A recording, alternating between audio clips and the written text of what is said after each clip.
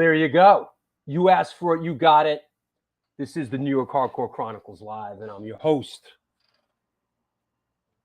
Drew Stone. All right? All right? All right? Let's get all squared away here. I'm excited about today's show. I hope you are too. Yes, I'm rocking the Zappa. I'm not sure. You know, when I opened the drawer and I'm like, what should I wear? You know, something drew me to the Zappa shirt today. You know, what's up, Chris? What's up, Chris? What's up, Chris? What's up, Brian? Saw you the other night in Coney Island. Human Brisket, what's happening? Good to see everybody. Ray Hogan, shout out to Jesse Mallon for salvaging the Lucinda Williams COVID cancellation. That's right. It is shout out Sunday. I had to think, like, what's today? What's today? You know? Today is Sunday. It is shout out Sunday. So if you got anybody you need to shout out, you know, get with it. You know, cheers from Sweden. What's going on in Sweden? RS70. All right. Yo, Egbo. What's happening, Larry the Hunter? Good to see everybody stopping by. Yo, G-Man. What's happening? G-Man checking in from Hamburg, Germany. Scott Earth, silence equals death. New Jersey represent. All right. Detroit. Are we shouting out Detroit, or is that just an exclamation? Detroit. You know? What's up from Eugene? All right. Nice to see some new faces. Undermine Audio. What's up from Eugene? You know what? We're going to talk about this today. I have fond memories of Eugene, Oregon. So, you know, DB Cooper, where you been, bro? Hello from Portland, Oregon. Listen, love your style, bro. Glad you're still out there. You got to be like, what, 80 now? God. How many DB Coopers were there, man? God. I'm on my deathbed. I'm DB Cooper. Jesus. I just saw a documentary. Was it on Netflix or on Amazon? Like they drag out these fucking things, like four parts of DB Cooper. It's like, Jesus Moses. They could have done it in a half fucking hour. What up from the Bay Area? All right. Yep. DB Cooper was found. Blabbermouth article 321. My dad was DB Cooper. Yeah. Right. Boy, everybody checking in. Good. You know what? Speaking of checking in, are you DB Cooper? I am DB Cooper. I knew it. Checking in straight out of Comac right now. Straight out of Comac. A crazy. What's up? Sunday. Oh, got to shout out Jason Sheffrey watching from Portland, Oregon. Yo, let's hear for the Oregonians. Is that right? Are they Oregonians? Oregonians. Yo, nice. Yeah. Yep.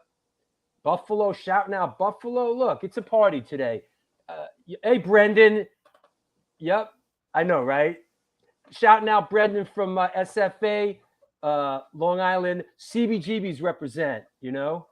So there you go. What's going on with you, bro?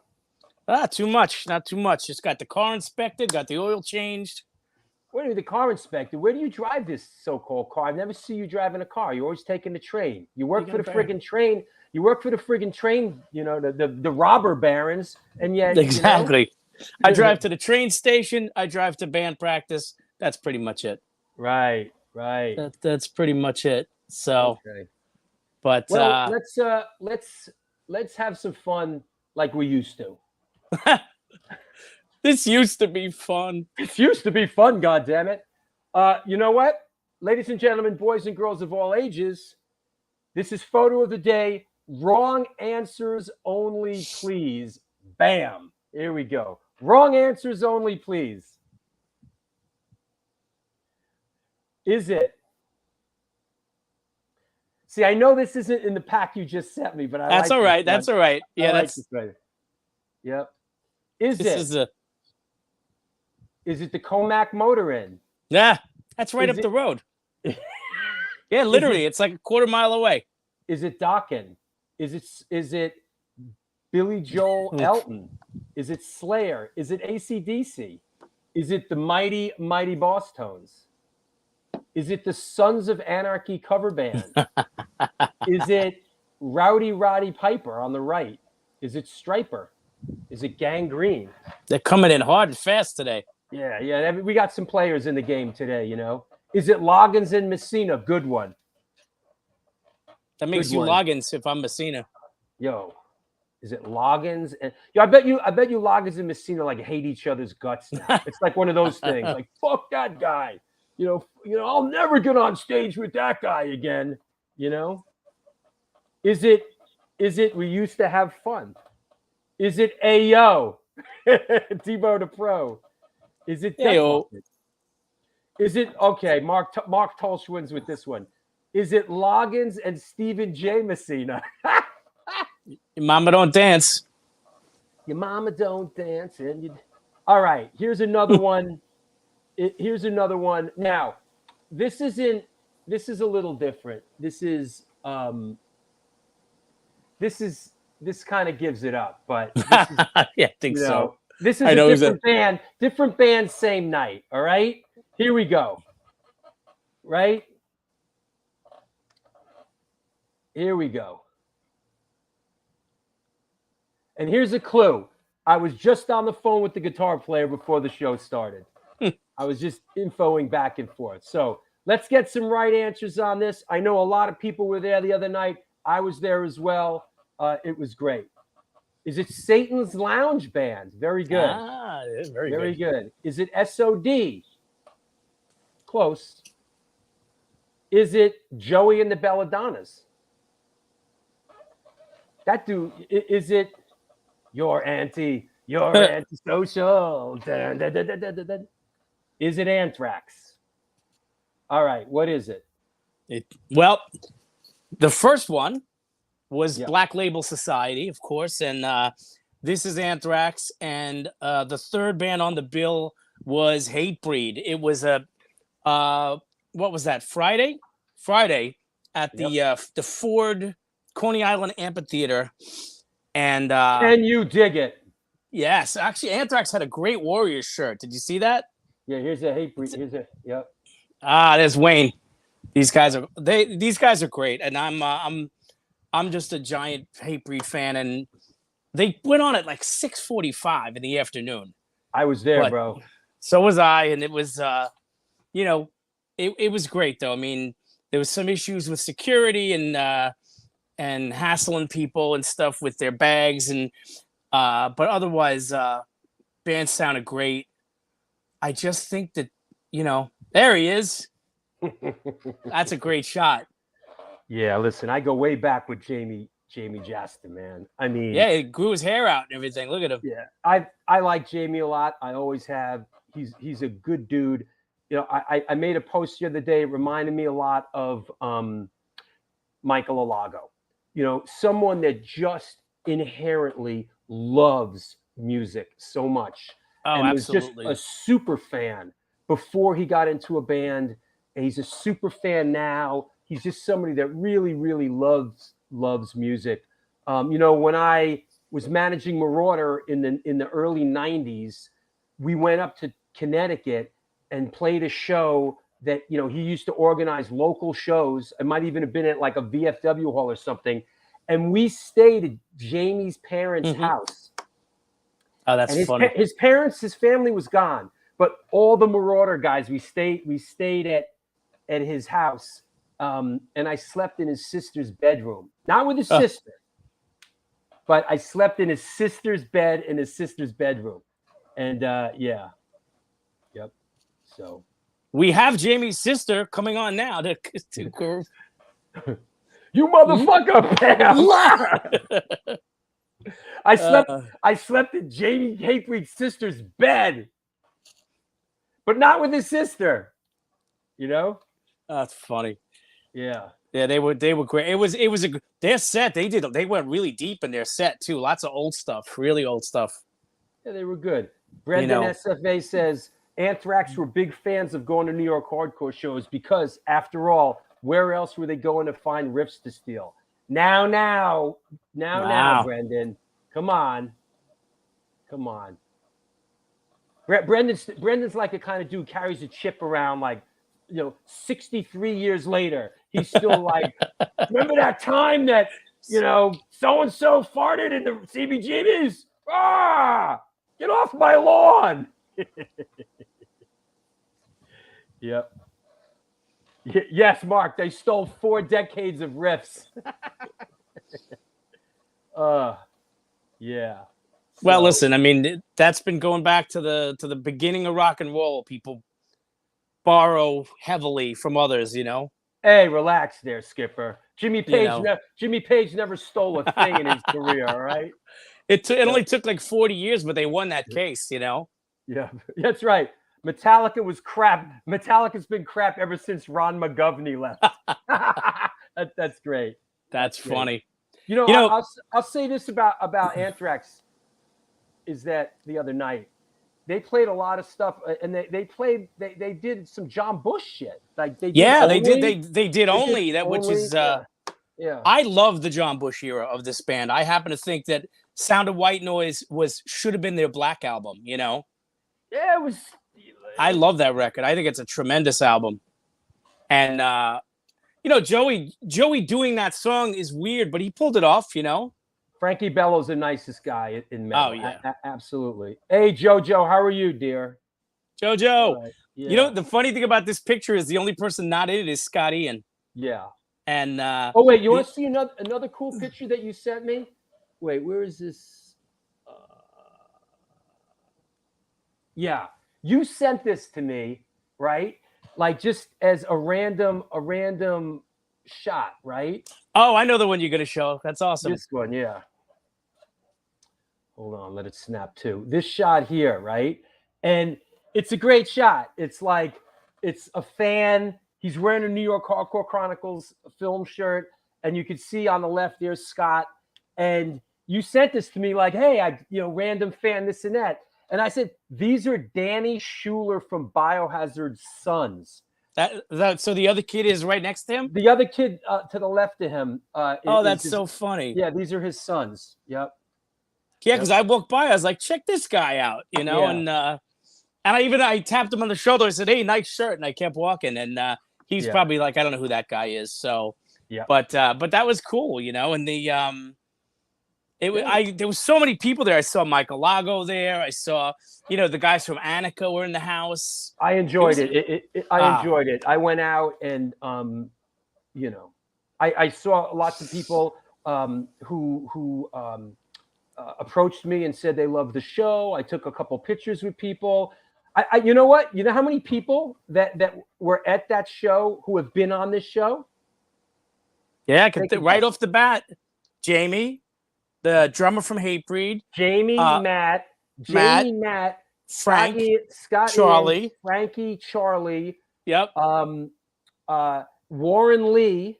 That's right. Danny from Biohazard. Michael Lago. And Lago, right? Yeah. So funny. The only guy, actually, the guitar player who was also in Shadows Fall. Yeah. Right. He doesn't get enough credit. He's very to himself, kind of, but he's doing a good job with those guys. Listen, just in parting here, I just want to say, like, I struggled through this a little bit. Like, this was a little bit of a struggle for me. This whole thing, Black Label Society, it was really long, and their set needed a guitar solo. Bro, it was just like wiggly, wiggly, wiggly, wiggly, wiggly, wiggly, wiggly, like. And they played a really long time. It was like an hour and a half of that shit, Every song has 2 guitar solos, and then this dueling banjos part lasted for like a day or two, I thought. All right, man. Hey, are you gonna actually hang out a little bit? I'm hanging. I'm here. Are you like running out to mow the lawn? Listen, as Dice would say. Remember Dice? Hey, bend over. I'll mow the lawn. I have domestic obligations, but no, I'm here. All right, I'll talk to you in a bit. All right. See ya. There you go. This is the New York Hardcore Chronicles Live. Super excited about our guest today. Let's chop it down. Let's get to it. We are sponsored by The Organic Grill, the Texas Silver Rush, DTFM Vinyl Distro, Generation Records, 126 Hardcore Clothing, Grunge and Grime Soap Company, Dwarf Publishing, and the one, the only, Debo the Pro, New York Hardcore Comics. They opened back in 2013 when lifelong friends Debo the Pro and Lee Fairley combined their collections and obsessions for comic books, punk rock, toys and statues, Magic the Gathering, and all things goddamn horror. It's a goddamn horror. The store is located at 117 Main Street in lovely Dobbs Ferry, New York. Open 7 days a week and shipping worldwide. Catch them via email at NewYorkHardcoreComics@gmail.com or at www.NewYorkHardcoreComics.com. Come on now, DTFM Vinyl Distro is a record store that specializes in underground music, punk, ska, hardcore metal, and more. Located in the heart of scenic, lovely Fargo, North Dakota's Industrial District. Shop in person or online at www.dtfmvinyldistro.com, where the motto is death to false metal. Last but not least, Dwarf Publishing is a completely independent publishing house formed by authors Amy Yates Wolfing and Stephen D. Lodovico, excuse me, in Philadelphia in the year of our God, 2014. To date, they've released 5 books with widely ranging topics, including graffiti culture, American ska and reggae, punk zine culture, and the soon-to-be-released memoir of Adrenaline OD. Their mission is to preserve and curate subculture and its history. Get your face out of that phone and into a book at www.dewolf.com. Real quick, want to mention the next 4 shows. Don't be scared. Coming up this Wednesday. Hold on to your hats. This Wednesday, Angelo Moore from Fishbone, and of course, his side project, Dr. Mad Vibe, and our old friend Aaron Collins from Butterbrain, formerly White Trash. They're coming on the show. They're celebrating the release of their collaboration. We're going to have a world premiere of the video. We have the filmmaker Jeff Pliskin from Raised Fist Propaganda coming on as well. A week from today, come on now, get your shoes and socks on, kids. It's right around the corner. Franz Stahl, formerly of the Foo Fighters, formerly of Wool, currently of Scream, DC Hardcore represent, will be on the show. Wednesday, September 14th. Yo, what do you want me to tell you? Legend, Dom Fury, just be there. Sunday, September 18th, a show that's near and dear to my heart. Our old friend Paris Mayhew from Agros, Chromags, is coming on, and we are going to speak about our collaborating on 20 music videos together back in the golden age of music video. That said, let's bring our guest on. Let me make sure everybody's okay. Nobody's freaking out. Yeah, all right. There's no interlopers in the chat room, you know? No Rick to Lifes or anything like that. Yes, AOD's playing Dingbats in November. And funny you should mention that. AOD is also playing in the city. I think the night before, they are playing at the Bowery Electric, our beloved Bowery Electric. AOD, Friday, November 4th. It's a book signing and live performance. AOD, Fear God's End. We are going to take the stage with Incendiary Device because it's going to jump off tonight. There you go. Tickets are on sale now, and they are selling at a brisk pace. So don't be shy. Let it fly. Here we go. Bring on the King of Punk. Well, here we go. You asked for it. You got it. It is Shout Out Sunday. Here we go. Let me get my intro. Today's guest is an American singer, songwriter, and author hailing from the Beaver State of Oregon. He is the author of the memoir, Black Heart Fades Blue. As a musician, he is known for his work for over 40 years as the frontman for the hugely influential punk rock band Poison Idea. Please welcome, coming at us from Portland, Oregon, Mr. Jerry Lang, a.k.a. Jerry A. Brother. Hey, Drew. How are you, man? Fine. I was just out busting up the Chivaro. Glad to come in. The Beaver State, huh? Yeah. Yeah, they're all over. They're like pests. Like you have rats or you have beavers running all over our yards and fucking beavers taking over. I was confused by this. Was it like, is it beaver with a flat tail? Is it a derogatory term for women from the 70s? I'm like, the beaver stain, huh? That's interesting. It's like a mirror. It's whatever you see. It's your Yeah. reflection. Whatever you want to do. Hey man, don't get heavy on me. Oh boy, how's Portland? Have they burned that place down yet? Well, they keep trying, and we keep putting it out. It's like a cycle of life. Yeah. Who's the mayor of Portland these days? Big Daddy Ted Wheeler. He's got a heavy hand. Does he? Yeah, to close the door and turn off the lights. Yeah, heavy hand. Yeah. Wait, we got problems here in New York, man. New York has become a very violent and scary place, and you know, the media is not talking about it, but it's really out there, man. It's really scary, man. Yeah, I heard some off-duty cop got smacked the other night, pretty bad. Yeah, well, that's kind of what's happening. Oh, and then just last night, they, you know, there's like these roving, you know, kind of packs of kids, and well, whatever of hoodlums. They rolled up on like an outdoor cafe in Astoria, Queens, where my girlfriend lives. Pulled out guns and robbed everybody sitting at an outdoor cafe, you know, and then got back on their scooters and scooted off, you know. Sure. I mean, COVID pushed everybody outside on the sidewalk, and they're, you know, like in Beverly Hills, that happens every night. So yeah, makes sense. So let's chop it up a little bit. What's the latest? How did you survive the pandemic? You know, bring us up to speed a little bit. Well, it's crazy. We kind of were going to take a break. You know, you kind of went over the book, and we, as Poison Idea, we decided to give it, you know, put it to rest finally. So we had all these years of just going through the motions and, you know, playing for drug money and fucking, you know, sleepwalking through the sets. So we decided, let's do like 1 year of absolute smoking shows.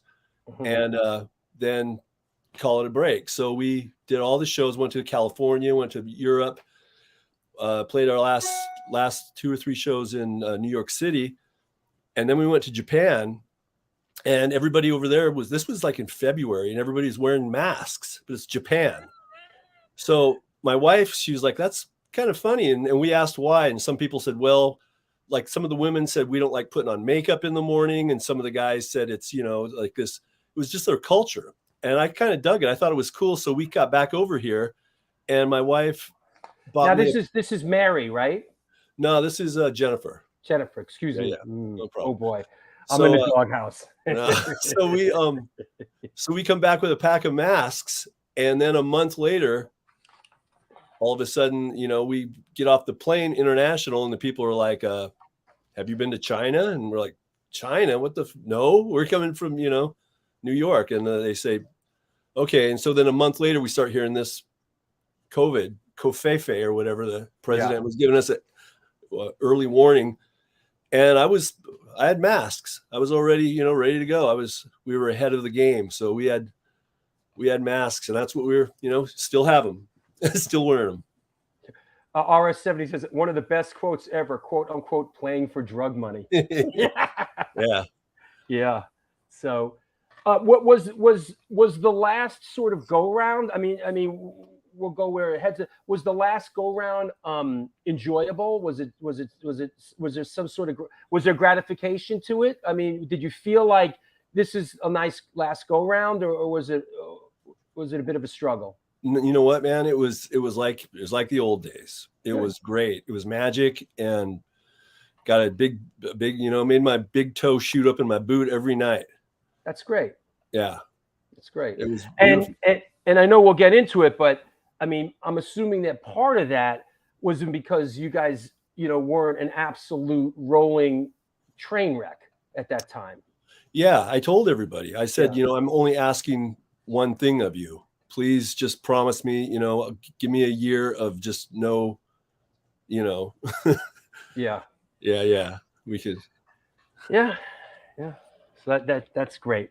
You know, I read I read the book, and it was heavy, man, and it was boy, you really let loose. You didn't you didn't hold back, and that's refreshing. But now that I sort of know your background, I feel a little awkward being like, well, how did you come up? Did you grow up in a musical household? But, Oh, yeah. but listen, you answer that the way you will. How did you come up? Did you grow up in a music household? How did music come into your life? Well, it was a dysfunctional house, but my mom said, there was a couple things about music.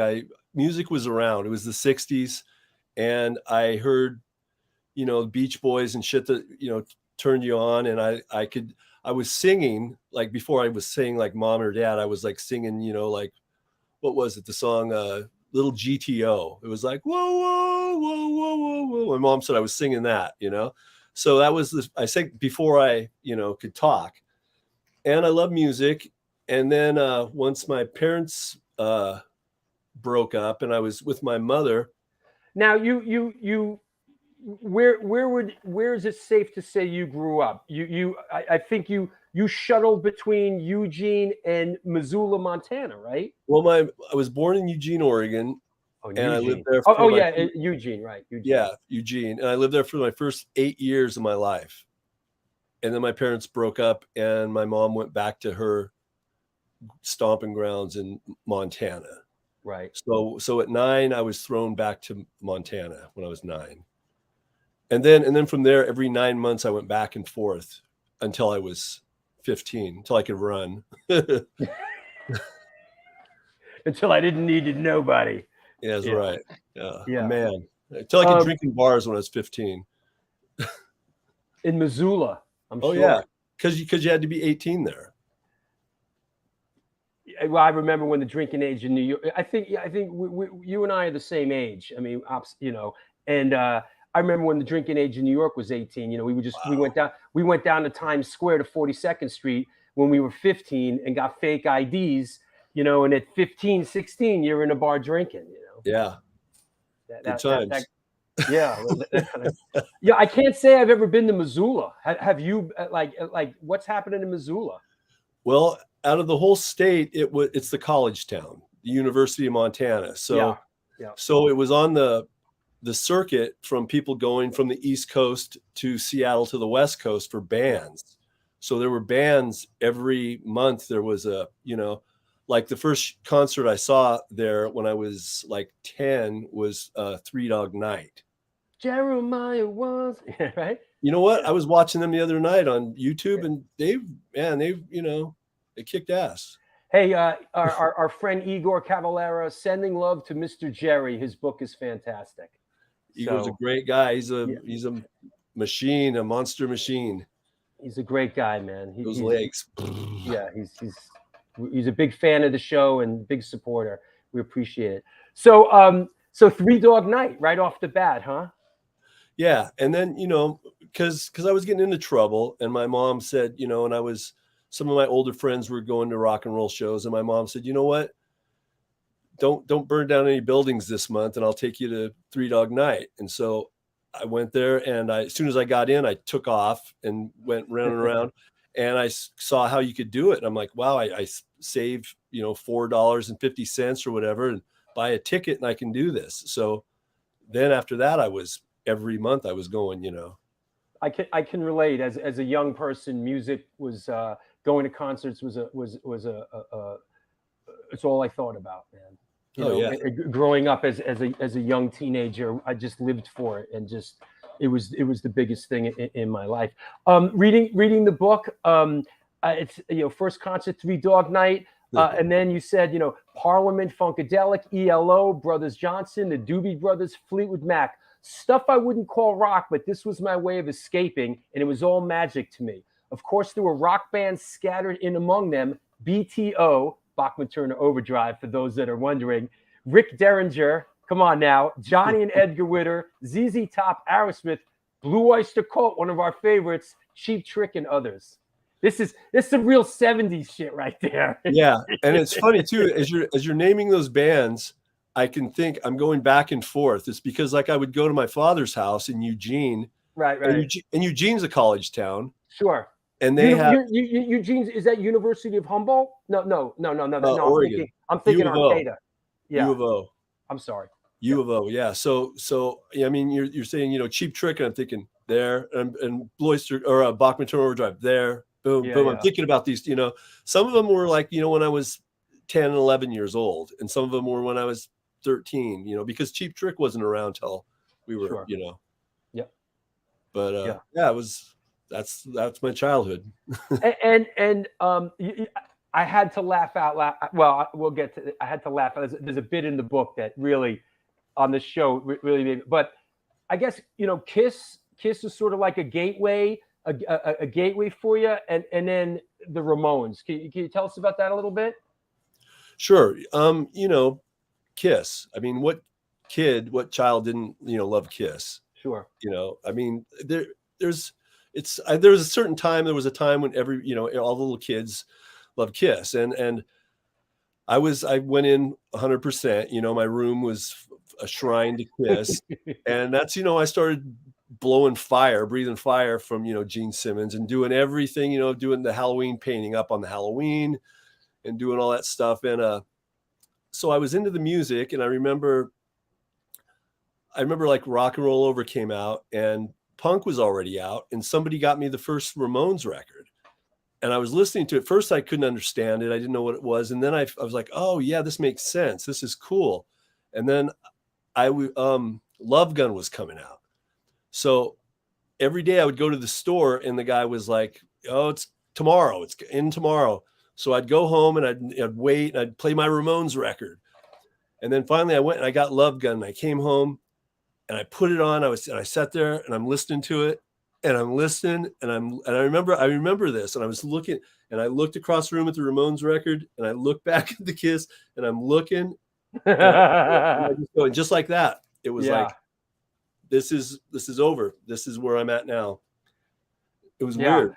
And I know you gave a lot of Ramones. The second Ramones, Leave Home, was a big record for you, and I love that record too. I sort of, the first Ramones record, but Leave Home and Rocket to Russia was a big one for me. But Leave Home is sort of I don't want to call it a sleeper, but you don't hear a lot of people talk about that record, you know.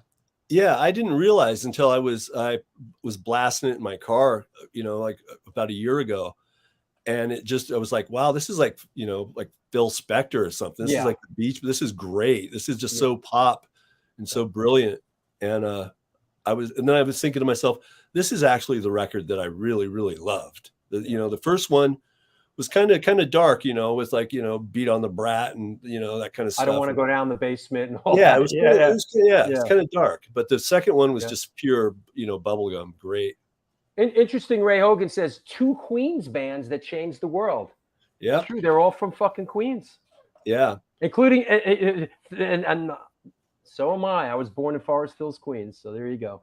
Well, you know, getting ready to come on the New York show, I thought a lot about New York, and you know, the music has always been a huge influence on me, of course. And then as you get older, people say, well, what new stuff are you listening to? And you go, well, you know what? I'm still discovering stuff from like the 50s and 60s. And it's weird because the timeline of New York with the music, I really love New York music, but there was kind of a null in the 60s where just like the Love and Spoonful, the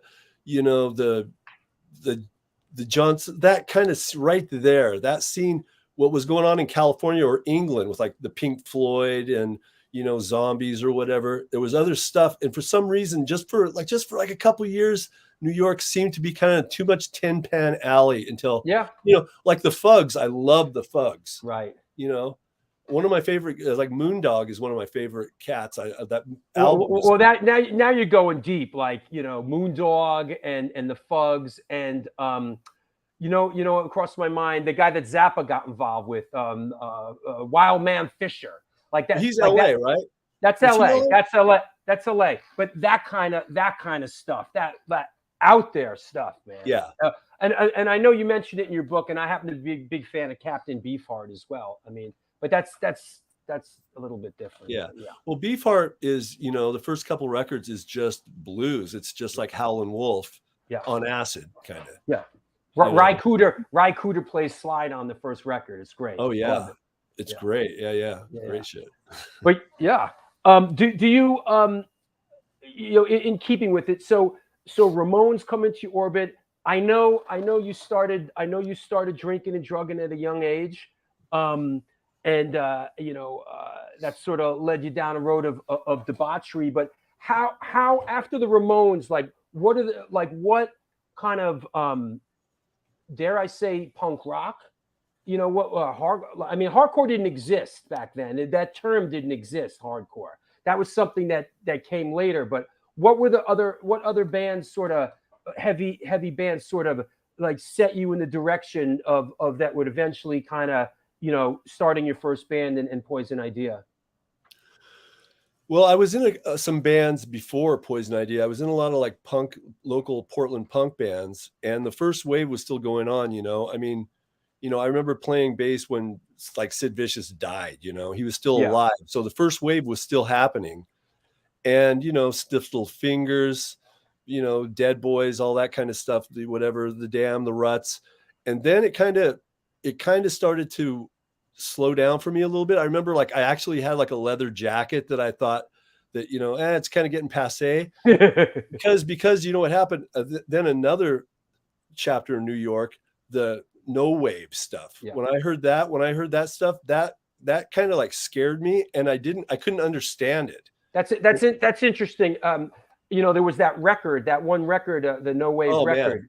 Yeah, one of my favorite records. Yeah, that record was pretty covered a lot of ground. That record, So that blew my mind, and that I couldn't understand it, and it scared me. I mean, I'd look at the picture, and it looked like people from an insane asylum. These people, and I was just like, these people are like murderers. This is crazy. Sure. This music sounds like music made by like serial killers. Yeah. And so I was like, this is great. This is serial killer music. This is what I love. I love this. So I actually sold my leather jacket, and I started dressing like James Chance when I was like, 16. And I dug that stuff, and I dug it. Then I got in from there. I got into like, Perubu and Joy Division and down that, and then Black Flag and, New York Black. Then that's when it came back. That's when punk hardcore. And it was like, well, now this is the scary shit now. Yeah, and I guess being where you were geographically, that stuff was way more in focus for you. Black Flag, DOA, Dead Kennedys, some of those early bands that actually got out of town and probably made it up your way to play, right? Well, yeah, because Vancouver, BC is up there, and Seattle, so we're right in the middle. Yeah. And you have like, the Pointed Sticks, DOA, Subhumans, right. All those bands, Modernettes, and they would be coming down to go to California, and Black Flag, the Weirdos, the Dills, all those bands came up through here. Like Black Flag, before Rollins was in the band, I saw him like 6 times with like, Ron and Dez.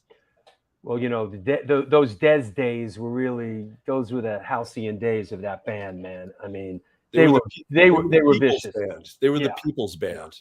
It was weird. They were like, they were like our band. Yeah. And it's been said many times, bands like, there was no roadmap. When there was no roadmap out there like there is now. Bands like Black Flag, really created that roadmap with DIY touring and going out there on their own, getting on the phone and sleeping at people's houses, and they really, those guys were like Montezuma or whatever, Christopher. I don't want to throw Christopher Columbus in the mix, but you know what I mean. Those guys were like, wow. You know what? I've seen on your show before you talking about the old days of the old tours and the phone cards. I told the story about Chuck Dukowski gave us the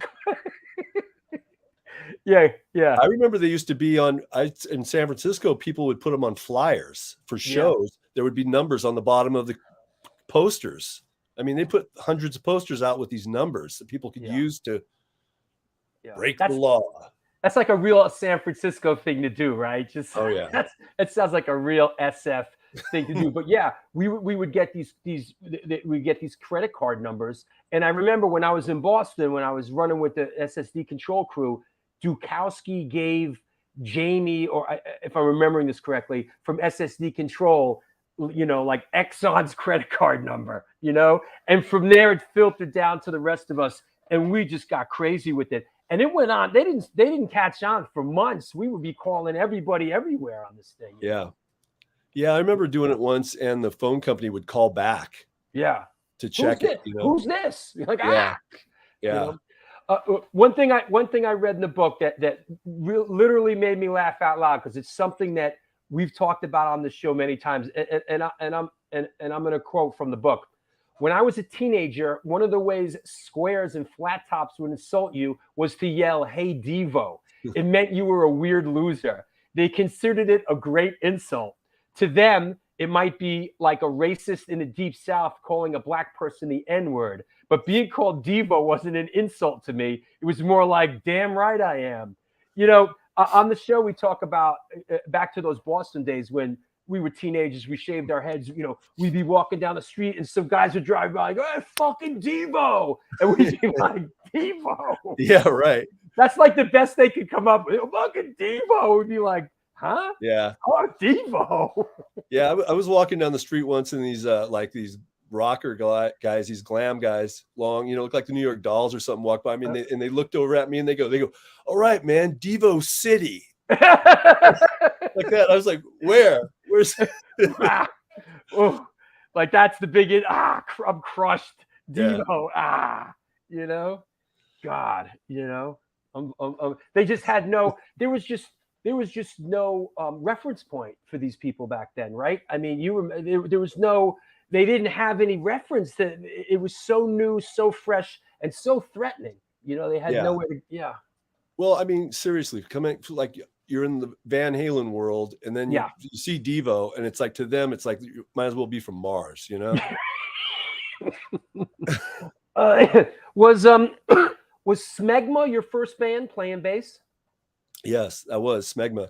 How did that come together, and who knew you were a bass player? Yeah, back to the Captain Beefheart circle again. They were like a kind of a, well, I always described them as like a freeform jazz band from Pasadena. Like a Sun Ra thing? Exactly. They love Sun Ra. Is that right? Sun Ra. Oh yeah. Cool. And so they were in Portland, and they were on a lot of punk bills. Because they're not going to play with rock bills. Right. So they were more in the punk world, and I liked it. I liked it was confrontational, and it was like, again, it was something I couldn't figure out, and it was new, and it was really crazy. There was kind of like performance art. I mean, the singer would kind of have these sketches where he would fight with people in the crowd and do this stuff. And I was like, wow, this is nuts, Right. So I liked it. And a lot of the fashion punks kind of these old, long hair, they got beards, long hair.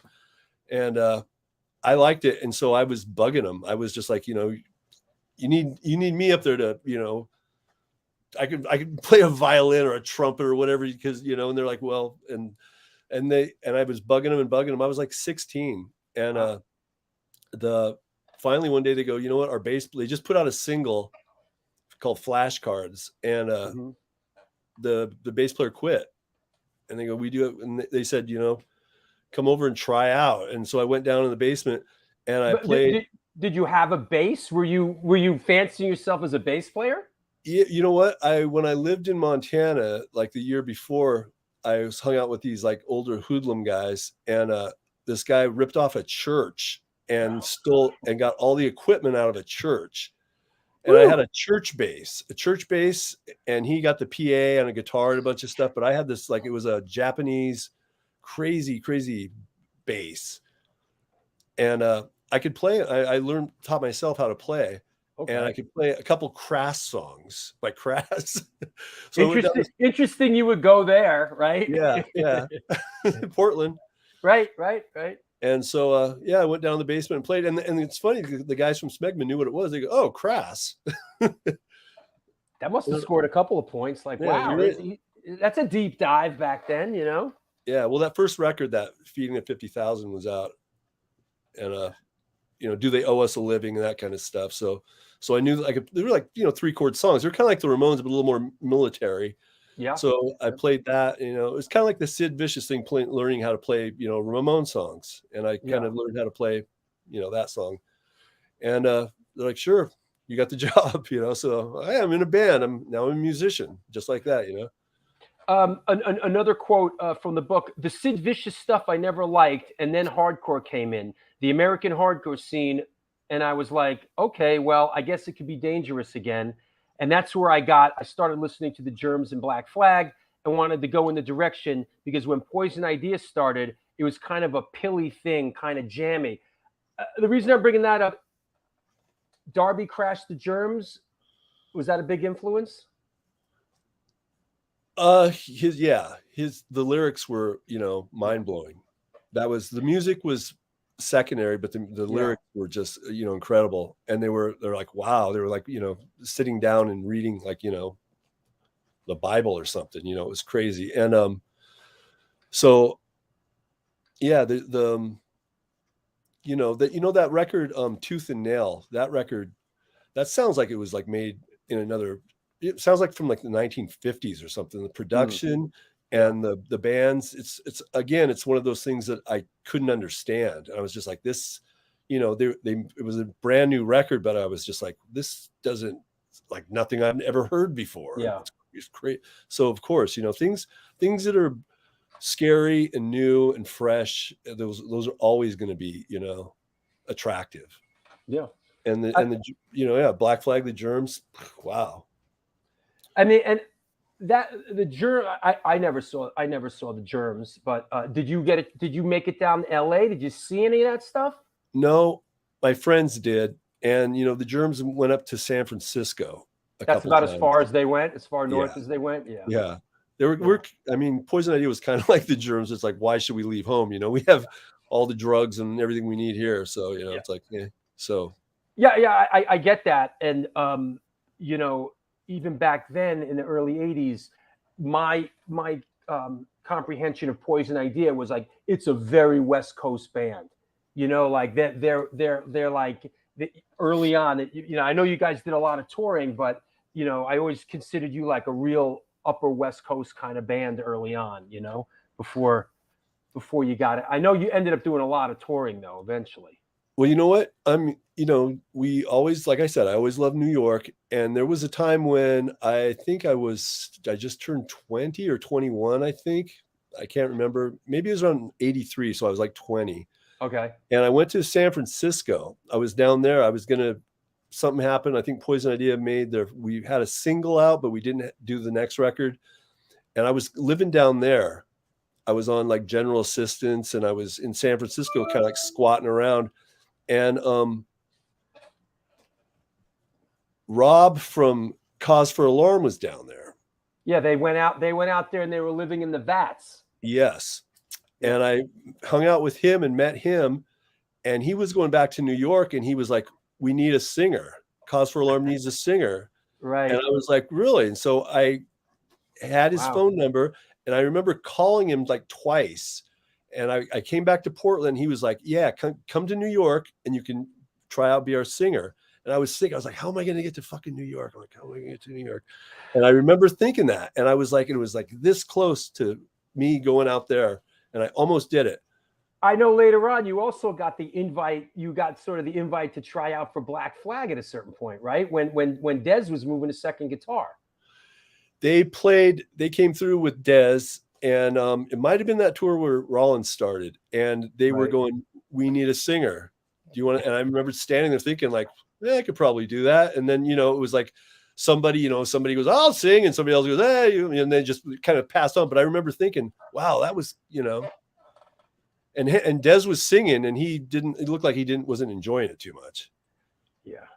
Yeah, he was over it. He was over it towards the end there. I remember he wanted to move to, and then, they ended up with Rollins, and They were ferocious when they first got Rollins, for Oh, sure. yeah. They were ferocious. I mean, people. I saw a bunch of those early shows. They were Black Flag. A lot of people sort of don't, they think about Black Flag Rollins later on. But when Henry Rollins first joined Black Flag and Dez was on second guitar, they were absolutely ferocious, man. They were great. So I know after Smegma, there was another band, the Kinetics, and another band, the Stand. What was the timeline there that sort of led you to forming Poison Idea? It's weird. Like as you get older, time seems like it was just Friday last week. Time moves so fast. And back then, like when you're a kid and you have like you're in third grade and you have summer break, and it seems like the summer lasts forever. Seems like it lasts forever. Now you sneeze and it's over. Yeah. Back then you could be in a band for a month, and it seems like you did so much stuff. Yeah. And that's what, we would do that. It was just like living just so much, packing so much into that, day. Yeah. And we would do, and I'd have, I was in like, 5 bands in a year. Yeah. That's mentioned in the film I did, the New York. I think it was Civ from Gorilla Biscuit says back then, like a month is like a lifetime, Oh yeah. And like the summer of 80, like so much happened, and now like a month goes by, it's like 4 weekends and la la la la, Yeah, I gotta pay rent again. Fuck, you serious? Yeah, right. I just did. Yeah, for sure. So okay, so and so how does Poison Idea come into focus? I was in a couple bands, and one of the last bands I was in, I wanted to sing in the band, and they got a singer, and I was like, I could sing, I could do better than this. And I just had this idea in my head what I wanted it to be like. So I went around and I would go to concert shows and I'd ask people, you want to be in a band? And at first I was like, the first Poison Idea that never actually played, I'd get these guys, these like these leather jacket guys that look kind of like Sid Vicious, all the Sid Viciouses of Portland. I was like, you want to be in a band? They're like, yeah, what's the name of Poison Idea? Sure. So I got these guys together. This was now this is literally the first Poison Idea show, correct? Yeah, with that lineup. That was New Year's Eve, 81. There you go. Yeah. And that excuse me. Are those girls? Yeah, that's when, before, I mean, really, the slam dancing hadn't started yet. Wow. But right there. Up front and center. Yeah. Yeah, right. I'm pointing this between those two girls, that looming guy in the background. That's Greg Sage from the Wipers standing there looking at us. Oh, wow. Yeah. Where do you remember? Like, this looks like, this looks like, and I'm kind of basing this off the checkerboard linoleum floor. Like this looks like the basement of like a VFW or something. What is it's this? Exactly what it was. Exactly what it was. Downtown, like 15th and Morrison, downtown Portland, and there was 9 bands. Wow. Yeah. Yeah. That's awesome. And and the guitar player, I like it, it's like the cowboy hat thing, like we're not sure where we stand in this whole thing yet, Well, it was like we'd wear cowboy hats because it was like we were the furthest from a cowboy, it was like a fuck you. Yeah, right. Yeah, might as well be wearing a dress, Yeah. Amy says it looks like a 50s rockabilly show. It does between your hair. Look at that head of hair you got going there, right? Between your pompadour, between your pompadour and this guy. Yeah, and the girls in their pony dresses and stuff. That's great. So and I'm going to read once again. It seemed, and I quote, "It seemed like it all fell into place. I had a new band, 4 kids all the same age, all from broken homes. All of us messed up on booze and dope. What could possibly go wrong?" And I guess you had the name Poison Idea, kind of bantered that about a bit, and you went with that. Yeah, and that show right there, we were actually playing some of the songs that we did on the first Pick Your King. We had those 30-second blasts, song. Right. So. 30-second just blasts. Yep. Let me see. Let me see. Is this? I'm not sure if this is the same show, but it seems very early on as well. That's Same the same show? Yeah. Okay. Yeah. There you go. Well, look at the kid playing drums. Looks like he's like 11, bro. Yeah. So his name's Dean Johnson. He was from Minnesota, and his father played in that band Crow. Wow. Who did the song "Evil Woman" that Black Sabbath covered later? Yeah. I think that song was on Technical Ecstasy, I think. Yeah. Yeah, his father was in the band that wrote that. So yeah. 40 years later, he's still talking about it. Right. And this was it. After this, things just were set into motion. And was it I know the answer to this, but it wasn't the same. That wasn't the lineup that ended up recording this EP. That was a little later, right? Well, that first lineup you showed with the guy with the cowboy hat. Yeah. He was my buddy. He was my good friend, but he would not turn his guitar up. He was very insecure of his guitar. And at the same time that show happened, the Imperialist Pig Champions band played that bill too. And they were doing like, a lot of covers like Sham 69, Menace, those kind of songs. And so they were playing, he would play guitar really loud and fast, but their singer wasn't really into it. Right. So I saw this guitar player and he saw this band with a singer, and we just we threw this guy out and put Tom in there, Pig Champion. And that's what Pick Your King is. So you're introducing Pig Champion into the mix here. Were you friends with him peripherally? Were you buddies? Like and then or was that like very early on in your friendship? Well, I saw him about a year or two before. When 999 came over with the Dickies, that nice. 999 in the Dickies. Good. Yeah, because I think they were both on the same label. Maybe it was a big tour package, and they came up here, and it was at a bar, and I snuck in. I got in. I begged 999 to let me in because they wouldn't let me in, and so I'm in there, and that's when kind of slamming was kind of starting off. Yeah. And I remember there's this big guy, kind of like scruffy beard and long hair. And he kept slamming into me, and I was like, "Well, who's this redneck hitting me?" And so I was, and Tom remembers me. He's like, "Who's this punk with his crazy hair?" And he's slamming into me. So right away, we knew each other, but we didn't really like each other. But we were both, we knew who we were. And then I saw his band, and I was like, "That's that fat guy that was slamming into me at that show," And so he was like, "Oh, that's that little bastard with a great weird hair," So we've always talked about, kind of back then, people like that were few and far between, and like they'd be like, you'd see somebody wearing a button and a black flag button, and it was just like a kindred spirit, and you would just connect with them because it wasn't some big scene. I'm assuming where you were living, there was probably 30 kids really in the nucleus of the scene, if that. Right? Oh yeah, you'd see somebody on a bus and you would talk to them, you would, and that's, but like I said, I knew who Tom was, knew who Pig was, and then, once I saw his band play, it was Brendan from SFA, our good friend, and of course CBGB employee. Pure Hate is such a great song, brilliant lyrics that I stole, sorry, and drivey catching riff. Yeah, this is.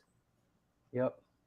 Well, you know what? You were talking earlier about, people stealing songs, like Led Zeppelin never stole any songs. Yeah. You know what? I think if subconsciously or whatever, I think we're influenced by so much. I mean, I could take apart any record and I could pick out things that were, either some, I'll be honest and say some I directly took, but which I like. I mean, there was a Finnish punk rock band that had this beginning of the song, and I worked it a little bit, but I took it as my own. It's kind of like cooking, you know, you take something, add your own spice, and there you go, you know. We've all done it, you know. A bunch of the High and the Mighty songs I wrote are just basically Woody Guthrie songs sped up. Nice. You know, I would just take the chord structure and just do it backwards and just play it fast. I mean, that's basically what I was doing. Yes, Bob Riley says Evil Woman was released as a single and only on some versions of the first album. Dirty Woman, that's the one that I got confused, is on Technical Ecstasy. Okay. Oh, okay. Evil Woman is on it was very early. Huh. Yeah. Interesting.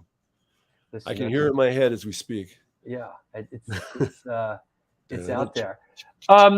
You know, let me do a quick sponsor shout out, and when we come back, let's do album of the week with Sid the Kid, because I know this ties in with, I know this one's going to tie in with you and resonate. So give me a couple minutes and we'll be right back. Cool. Well, there you have it. This is the New York Hardcore Chronicles Live Sunday shout out day. Good to see everybody out there. Looks like we got a healthy crowd. We got a lot of great stuff coming up with Jerry A from Poison Idea. Let's knock out a few sponsors like Grunge and Grime Soap Company. They're a handmade soap and skincare company with the rock and roll spirit.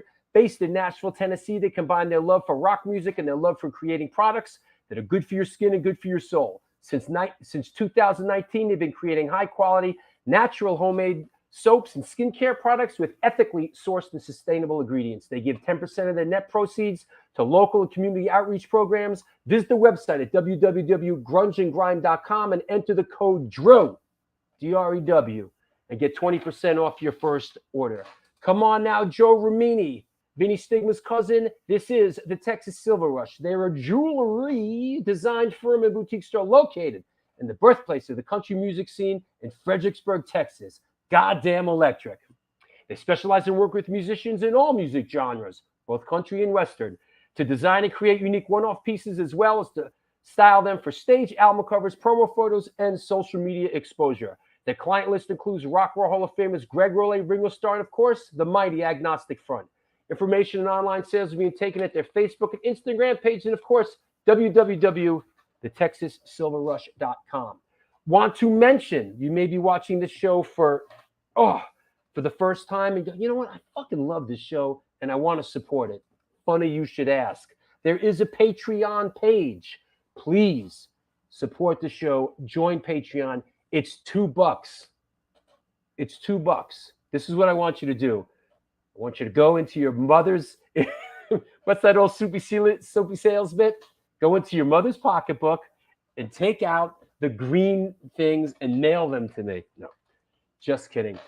Please join Patreon, support the show. There's a $2 tier, a $5 tier. We do private shows, Patreon only shows. It is the community within the community.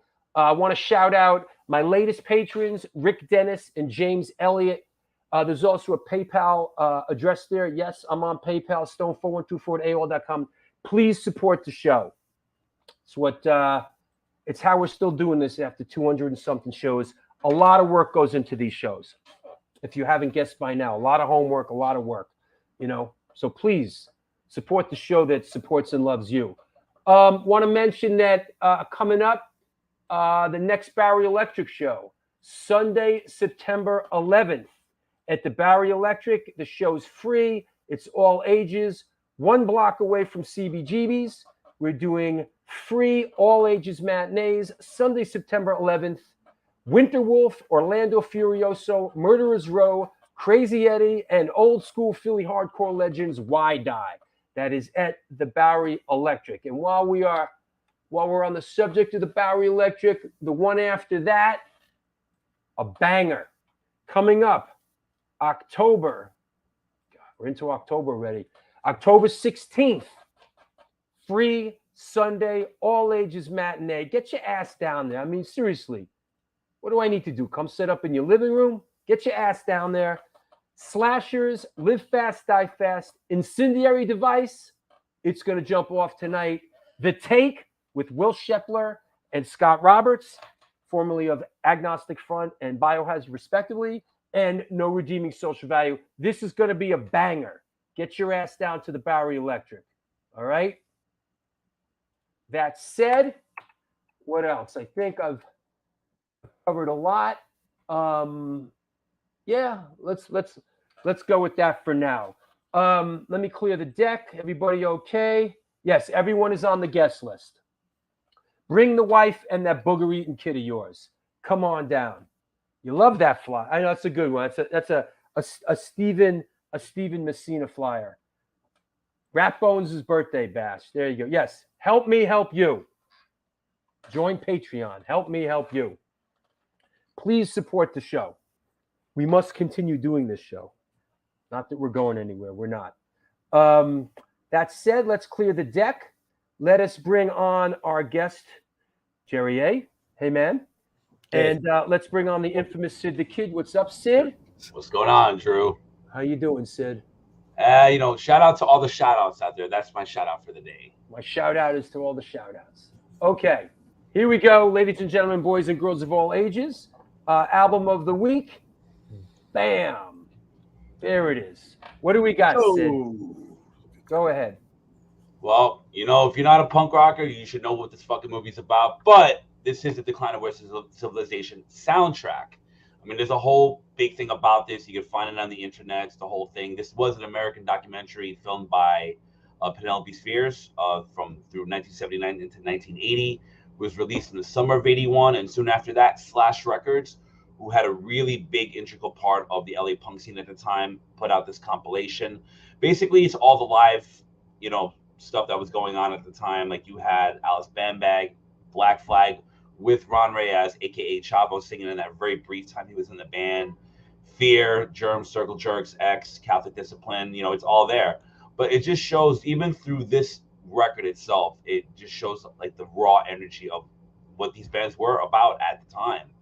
And even at one point, if I'm not mistaken, when the movie premiered in LA in 81, the LA police chief at the time, Daryl Gates, wrote a letter demanding that the film was never to be shown in the city again. So that tells you how big of an influence it had on the public at the time, especially, LA being such a hotbed with, police activity and kids at that time. There's so much to this. I mean, it's a very good documentary that was well put at the time, how Penelope put it. But again, it's the music that what drove this soundtrack itself within the documentary. Yeah, this was a big one, and for a lot of us, it was the first time there was no internet, there was no YouTube, so this was the first time we were like seeing these bands. This was the first time I ever saw Fear or Black Flag. We already saw, but this is the first time we were laying our eyes on a lot of these bands. Jerry, is this an album that resonated for you? Well, yeah, because I mean, the Fear single was out, but hardly anybody had it. And then, I mean, it's day and night. The way Fear live was so powerful, and they come off on this. And this record came out, and of course, everybody I knew had it, and we loved those bands and listened to this record hundreds and hundreds of times over and over. And the movie played in Portland, and we saw it a couple times. Like I said, we could play this record in our sleep.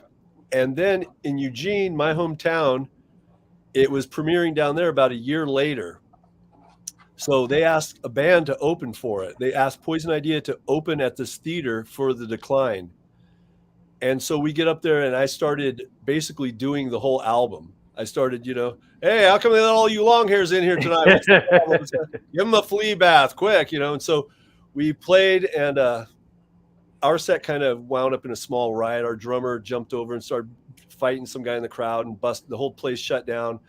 And then the movie started, and people were like, I already saw this movie. It's like, the same thing. We just the whole dialogue, That's attention, please be advised that upon your entry upon these premises, the whole shtick. So that's great. Comedy at its finest. It's a great record. To me, even though, like I said, the soundtrack was so there that just like it punches you right in the face. I mean, for those who never watched the movie, I do recommend that you do really take a good look at this movie. There are parts of it, some are a little funny and whatever, but when you really think about it in a weird way, when they finally interviewed Darby Crash, and you could tell he was at that point in a weird way. He was starting to kind of go on his own like drop. I mean, he was super stoned. You didn't know where the fuck he was during the interview, and even like his sister being the enabler didn't help either. That's Darby. That's Darby Crash on the cover. Yeah. And it's surprisingly, the Germs back then live, they were absolute shit. But it was that energy and that whole vibe about that band that made them who they were. And of course, when you listen to their original recorded record that Joan Jett produced, it's night and day. Like on record, they're amazing. But when they play live, mainly Darby, because he's just mumbling 95% of the shit. If you want to go see that, go watch Motley Crue now. It's basically do the Germs, basically, only for 2022. Yeah. Well, there was a couple bands like that back then, that were a bit of a mess live, but put out some great records. Sid, anybody you want to shout out? Well, I had to shout out all the shout outs. I mean, I just wanted to cover everybody today. Just get it all done. Boom. All right. Thanks, Sid. Well done, man. All right. Thank you. Hey, Jerry, and great, for you coming on the show. I'm looking forward to more of the content that's going to be coming out when I skedaddle. Cheers, Sid. See you later, Sid. There you have it, Sid the Kid. You know what he just reminded me of is the Misfits. Like, people sort of hold the Misfits in this like incredible place, but if you saw the Misfits, back in the day, they were like a mess. You couldn't even tell what was going on. So yeah, they had a distinct sound. Were you spent time in San Francisco, like you said? Did you see that infamous show they played in San Francisco? I went down there, and then I knew all the people in that scene, and I came back, and it happened, and I knew at the Elite Club, I think it was. I think it was the On Broadway. On Broadway? Yeah, I think so. Yeah. Yeah, there was some crazy, and a lot of New York people were down there too. That's where I met a lot of people from New York down there. So yeah, it was kind of like some exchange summer where people were on the road just doing. Yeah, but that's like you said, Portland being in the middle of, I would go up to Vancouver and I'd go down to LA, go down to San Francisco. And so, and that's why we have such a good, love for other places. We do have a distinct sound here, but there's so many other places that, the Midwest and of course the East Coast, it's a different world. And then, so. I'm assuming you saw DOA early on, because that's like right on there. They came down a lot. Did you see them early, like Chuck Biscuits and Randy Rampage? Oh yeah, they're one of the bands where I saw probably the band I saw most in my life was probably the Wipers. I've probably seen them over, wow, dozens of times, but DOA is up there. I've seen them, dozens of times too. Yeah. And so they were, I've seen all the different. So back to the Poison idea. I know this is a little bit later on, but I like the DIY pyrotechnics. I'm sure this went over well as a spontaneous, this kind of stuff, Yeah, one of those, on one of the last East Coast shows, I can't remember what place it was. I gave you that list. The person who did who does the Black and Blue shows. Yeah, Cousin Joe and those guys. Yeah. Mm-hmm. Yeah, we played over there, and I blew fire at one of these shows, and man, they did not like it. I could just tell by the energy in the room. I mean, the people liked it, but the management, they grabbed me and took me in the backstage, and the guy was just like, "I have 2 words for you: Great White." Boy, I was like, I kind of know what I'm doing a little bit more than but I can understand.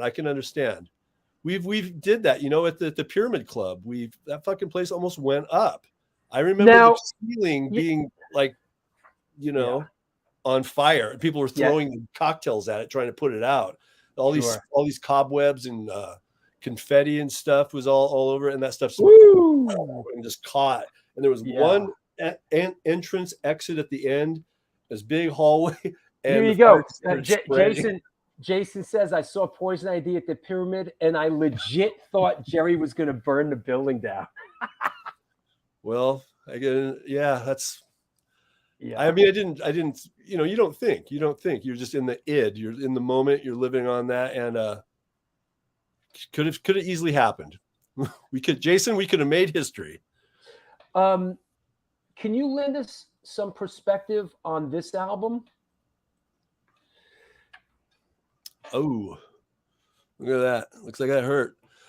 Yeah, you know what? And and as much as that looks like it hurt, I just want to throw this one in there too, because where's the other one? I got another one with a caption: Jerry A. cutting himself. Here he is. So I guess this was sort of this was a bit of the norm back then, huh? Yeah. That was in I think the Pipeline. In the Pipeline out west? No, in New Jersey. Newark? In Newark? Yeah. Oh wow. Yeah. Yeah. See, like I said, a lot of that, when that was going on, we were, a lot of that stuff, I know it sounds stupid now, but it was just not caring, and just that's kind of what just trying to kill yourself kind of felt good. Yeah. Feeling anything. Well, does it hurt? Well, at least I feel something, Right. And I guess, you had I guess what I'm getting at is, did the whole circus roll like that? I guess so. I mean, right? I mean, everybody in the band. Yeah. I mean, there was no squares in the mix, right? No, they kind of filtered out. We've shopped around until we got the worst of them all, and we were all brothers in that sense. But Drew, let me tell you about that Kings of Punk record where the chest. Please. We originally we wanted to get a brand, like a cattle brand, how they would like brand people, and we had our logo, and we looked around and we found a place in the Midwest that made brands for cows.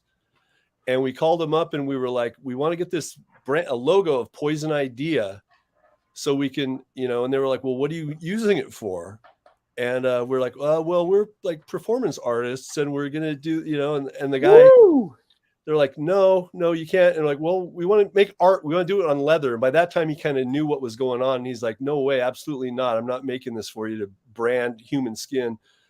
And so then we thought about making a brand. Could we make one out of like a clothes hanger? And could we do this? And that was the first thing we're going to like brand, And so finally we're just like, well, what else can we do? We need something like, let's just carve it get an X-Acto knife and just carve it.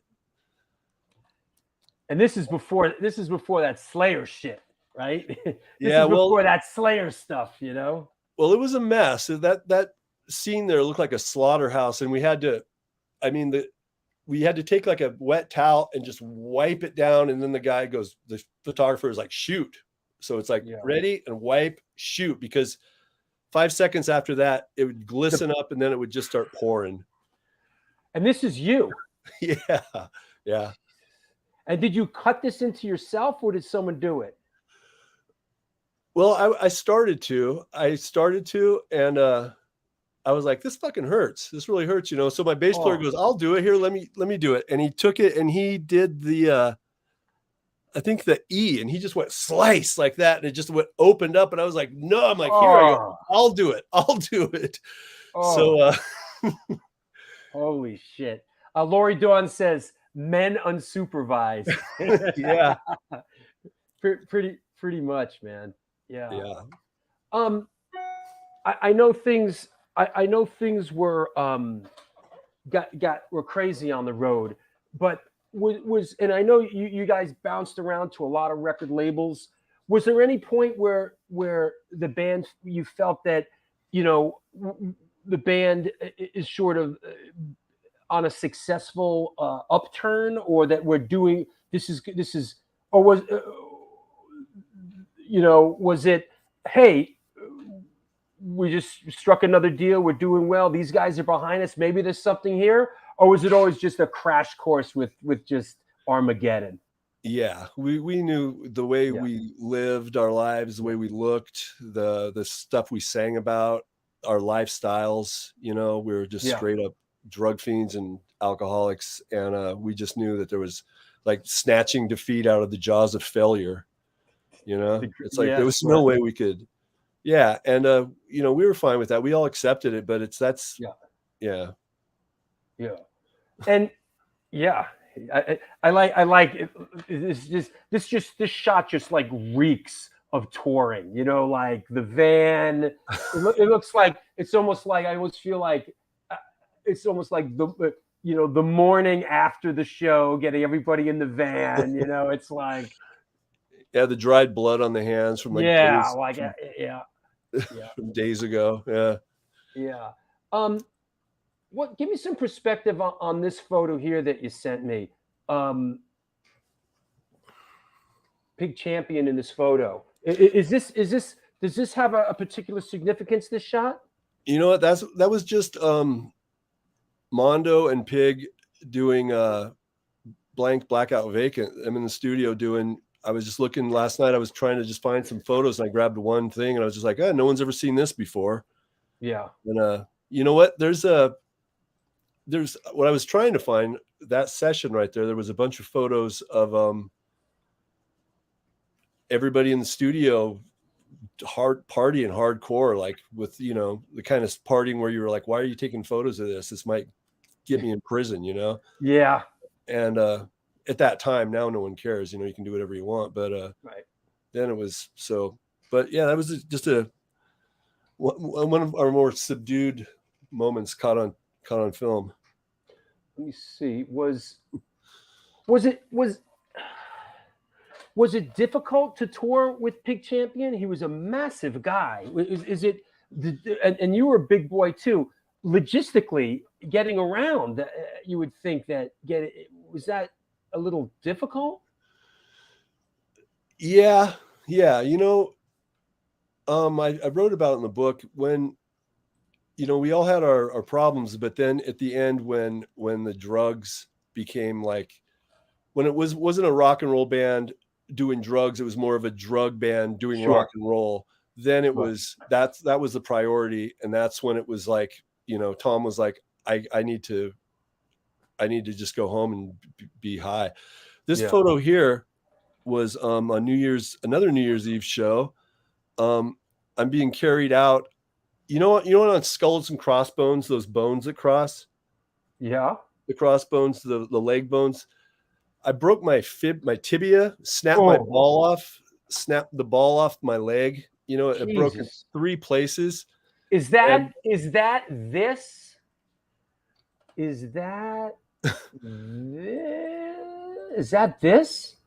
That's about 4 days later after they bolted my leg back together. Jesus, man. What happened here? Well, that picture of me getting carried out, we were all on drugs, and I was, you know, doing a lot of heroin and stuff. And I went to the hospital, and I knew my leg broke. I knew it broke in pieces. And I'm sitting in the emergency room on New Year's Eve, and the nurse is like, why are you here for? And I'm like, I broke my leg. She's like, okay, sure. You know, you broke your leg. And finally, like, I'm waiting and waiting and waiting. Hours later, the doctor comes out and he goes, why are you here? And I go, I think I broke my leg. And he grabbed my leg and he jerked on it. And he goes, does that hurt? And I go, kind of like that. And I'm just out of it. I'm out of look at me, you know? Yeah. So he's like, your leg's not broke.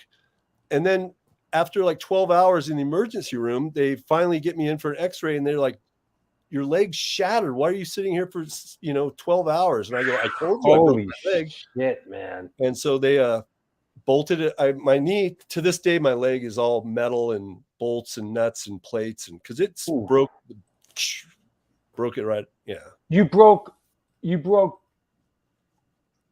Yeah, the left leg. Okay, I see. You didn't break your femur. You broke the lower bone. I snapped the fibia ball off of it. The whole ball. Oh man! And how did that happen? On stage, just yeah. I think I was. People were kind of falling into the band, and I was kind of like jumping into the crowd, throwing them back.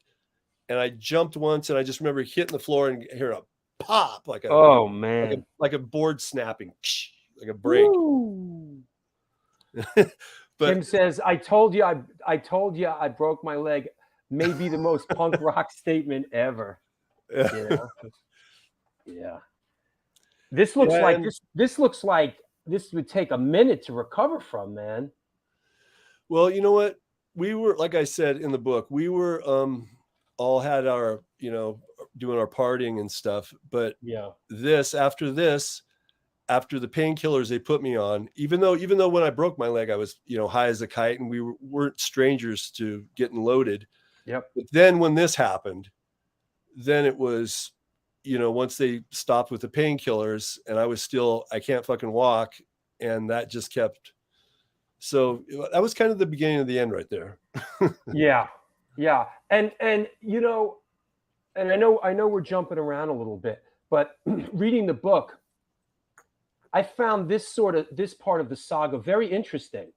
I didn't put, I guess, I didn't put the pieces together until I read it in the book. But tell the viewers, how did you guys play into this soundtrack? Well, Pantera covered our song. Right. Straight up, just did, you know what? And it's weird for bands to, when you hear a cover of a song and say, I kind of like Pantera's version almost better, because they add kind of a snap in this one part that I was like, I never thought about before. But they just straight up just covered it, and we own the publishing for it. So. They covered it on a soundtrack that went triple platinum. Yeah. Yeah, and so, I mean, it was a tribute, Yeah, and just reading the book, I like you talk about the beginning and the end or whatever, is that in a way, the money you guys saw, you and Pig Champion sort of helped continue that sort of spiral. Lifestyle. Yeah, the lifestyle, the spiral, whatever you want to call it. One person's lifestyle is another person's spiral. Hey, you know what? Thankfully, we can chuckle about it, because you and I, are really, pretty much okay, and that sort of life that we led is in the rearview mirror, So definitely, yeah. Definitely. So we sort of giggle about it, but it wasn't pretty when it was happening. No, and writing the book, it was not only therapeutic, but it was. You look back later, and then you kind of realize why these things happen, because you were in pain for so long.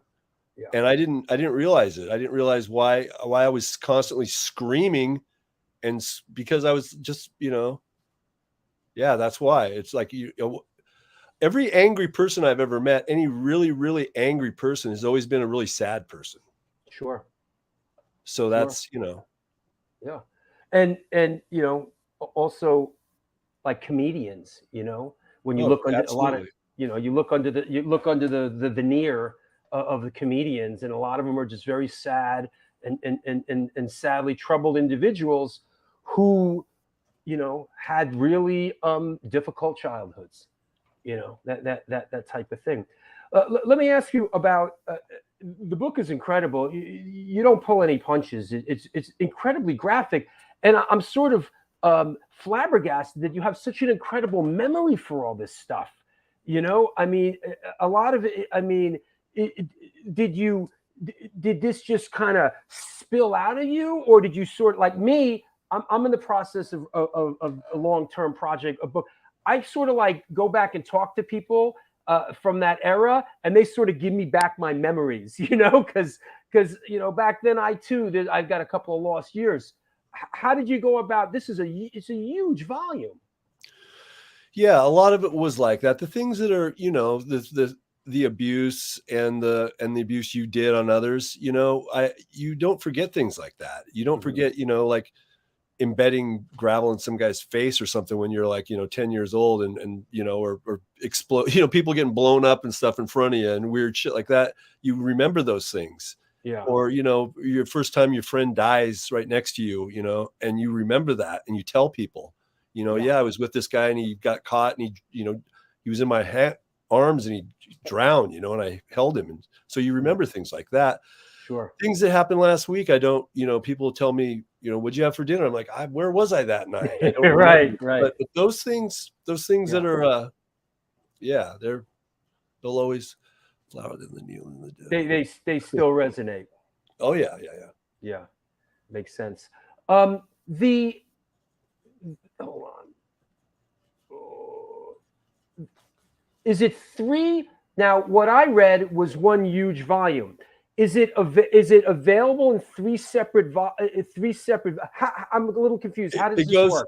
Yeah, it goes from like the childhood up until I like ran away from home. Then the second one is like the punk rock years up until the end of the drug run. And then the end of it is pretty much just the crash and the crash and the rise. The crash and the resurrection. Yeah. And where is the book available? Amazon, I guess.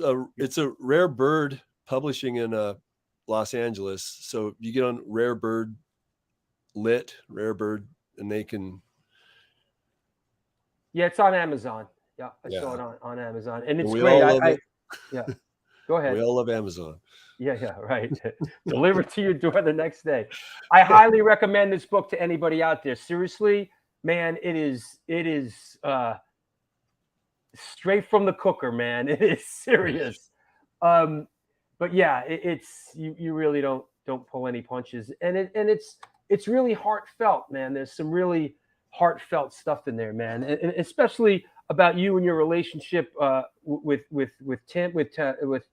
Pig Champion. I mean, it's heavy, man, and I can relate. We childhood friends, people we love, people who just never could shake the lifestyle, and it just ends up really contributing to their demise, sadly.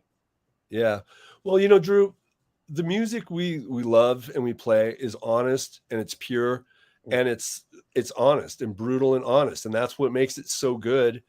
And I kind of think everything in life is like that. I like things that aren't Xeroxed or aren't watered down. And the book is just basically just the truth, the raw, it's just the way it is. Did you write, just out of curiosity, did you sit in front of a computer and sort of type it out? Did you dictate it? Because it's a lot of words, man. Yeah, I wrote it longhand. I said I wrote it longhand. Wow. Yeah, and then somebody tried to edit it, and they're like, what are you saying, man? And then it took a couple of years. Yeah. But see, I wrote it, and then things happened. As like I said, it's kind of started as, because people when Tom passed away, people were telling me, they're like, oh, I walked into this bar and Tom had a needle in his arm and he pulls it out and he's like, do you want some? And I go, no. And then he just like shoved it back in. And I go, that's bullshit. That's bullshit. And they go, no, I saw it. And I go, well, you know what? I'm going to write the way I saw it. It's like that movie Rashomon. Everybody sees the same thing, but they have a different version of what they saw. Yep. So this is, there's Tom's, there's. Now, that's Gigi Allen? Yeah. And who's the other guy? That's our bass player. It's Mondo. Okay. Got it. The pinup of the band. Yeah. Gigi Allen, man. There you go. Yeah. And, did you tour with him, or you just crossed paths with him? That was here in Portland. He made it out to Portland. Yeah. And he made it out to Portland. The same. Yeah, he made it out to Portland to throw crap at people. Nice gloves. Yeah. What kind of gloves is he? Yeah. Those gloves could talk. Yeah, right. Amazing. Let me think. What? I'm just wondering just about this photo too. What's going on? What's going on here? Oh, that was in Los Angeles in Reseda at the country club. We were in the back loading up, and this car caught on fire, and it started on fire. And of course, people thought we did it. And this guy goes, go over there and stand next to the car and take a picture. And I went over there, and they were trying to put it out. And the fireman was like, get away from the car, get away from the car. And I was right after that picture was taken, he blasted me with a hose and knocked me across the fireman hit me with a hose because he's like, get away from the car. And I was just like laughing and posing in front of the car on fire. It's like fucking punk rock guys, like, hey, yeah, right, you know, right. yeah. Standing next to the body or something. Yeah. Yeah. Country Club was with GBH, is that right? Yeah. Yes. Yeah, that must have been fun. That was a big, yeah. I mean, Los Angeles, that's the great thing about being a gift I could never have gotten unless, I was born rich, to be able to go to Berlin and see these great shows and go to London and go to Tokyo and go to Los Angeles and New York City and, all over the place and just see these like memories in my head that are just like, so, forever. Do you have any early memories of New York? I know you guys through the years have played the Pyramid, ABC No Rio, CBGB's, later on St. Vitus, the Cake Shop, Amityville Music Hall, Kingsland. Any early memories of New York or coming to New York or CBGB's, anything like that? You know what? I remember the bathroom and thinking it wasn't that bad. Compared to everything else, right? Yeah, because I grew up in filth, but I heard these stories about how bad it was, and I went there and I was like, it looks like a punk rock bathroom. Yeah. Yeah. But yeah, it's just New York. I remember just I don't know, there was a different vibe there. It was like I could be drugged unconscious and wake up in New York City and I could taste the electricity in my mouth and I would know that I was there. There's this feeling you get that you're there. It's kind of this feeling that that you're in New York City. Yeah. Yeah. And nowhere else in the world I've had that. Yeah. It's part of the reason I'm still here, man. Actually, there was one place. It was Let me guess. I'm going to take a couple guesses. Just Berlin, Paris, Cairo. These are places similar. Like I felt like, Paris gets crazy. Cairo has been, but Berlin. Now, I mean, Berlin isn't. I felt that way, But where are you thinking? What else? It was on where the war was in the North Sea in Europe, where there Crimea? was where the battles, like in not Crimea, no, it was where the North Sea, like Sweden and North Sea, right. Yeah. There was like all those bunkers, like with the Germans. Wow. And they still had all this stuff up, and it was like electricity, and you could feel it palatable.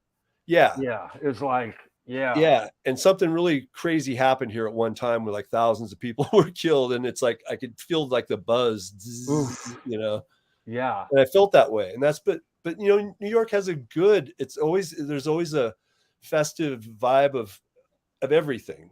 Is it Bremen? No, Bremen's Germany, I think. Yeah, it was the top of. I'd have to look at a map. Yeah. Okay. Yeah. Istanbul's magic. We used to.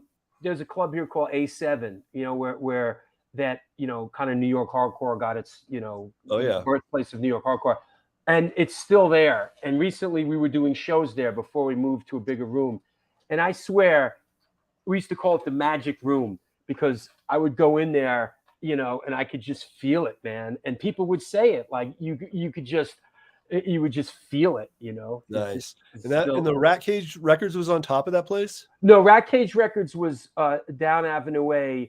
Rat Cage Records was underneath a place called 171A, which is the place where the Bad Brains rehearsed, and it was run by Jerry Williams, aka J. Lee. 171A now is as fate would have it, it's a club that is co-owned by a guy named Jesse Mallon, who's sort of the patron saint of these shows that we do now. He's involved with a couple of clubs, and it used to be a place called Brownies before that, and now it's still there. As a matter of fact, I'm playing there. I'm playing there with my acoustic thing pretty soon. Was what I wanted to ask you? Was the last Poison Ideas show played at a place called a liquor store? The last Portland show. Because okay. That's the name of the place called okay, I got confused. Yeah. Okay, because I got it confused with this other place because we're coming out there in October and we're playing with Fang in Seattle at a place called Lucky Liquor. And I got them confused. I guess it was an old liquor store that's a club now. Yeah. We're doing I think you're playing Portland, the Bossa Nova.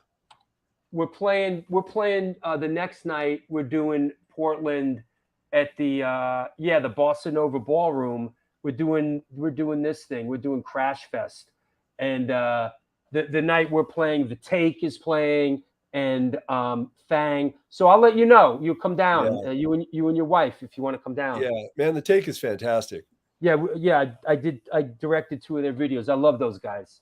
Yeah. Yeah, that's a killer lineup there. Yeah, I'll be in touch. I'll let me know. Come down. We'll have dinner before the show or something, you know? Of course. Yeah. So yeah. Let me see. Yeah, Bossa Nova. That's right. Yes, and Marla's from out there, so we'll see you. We'll see you out there. Let me see what else I want to touch on before.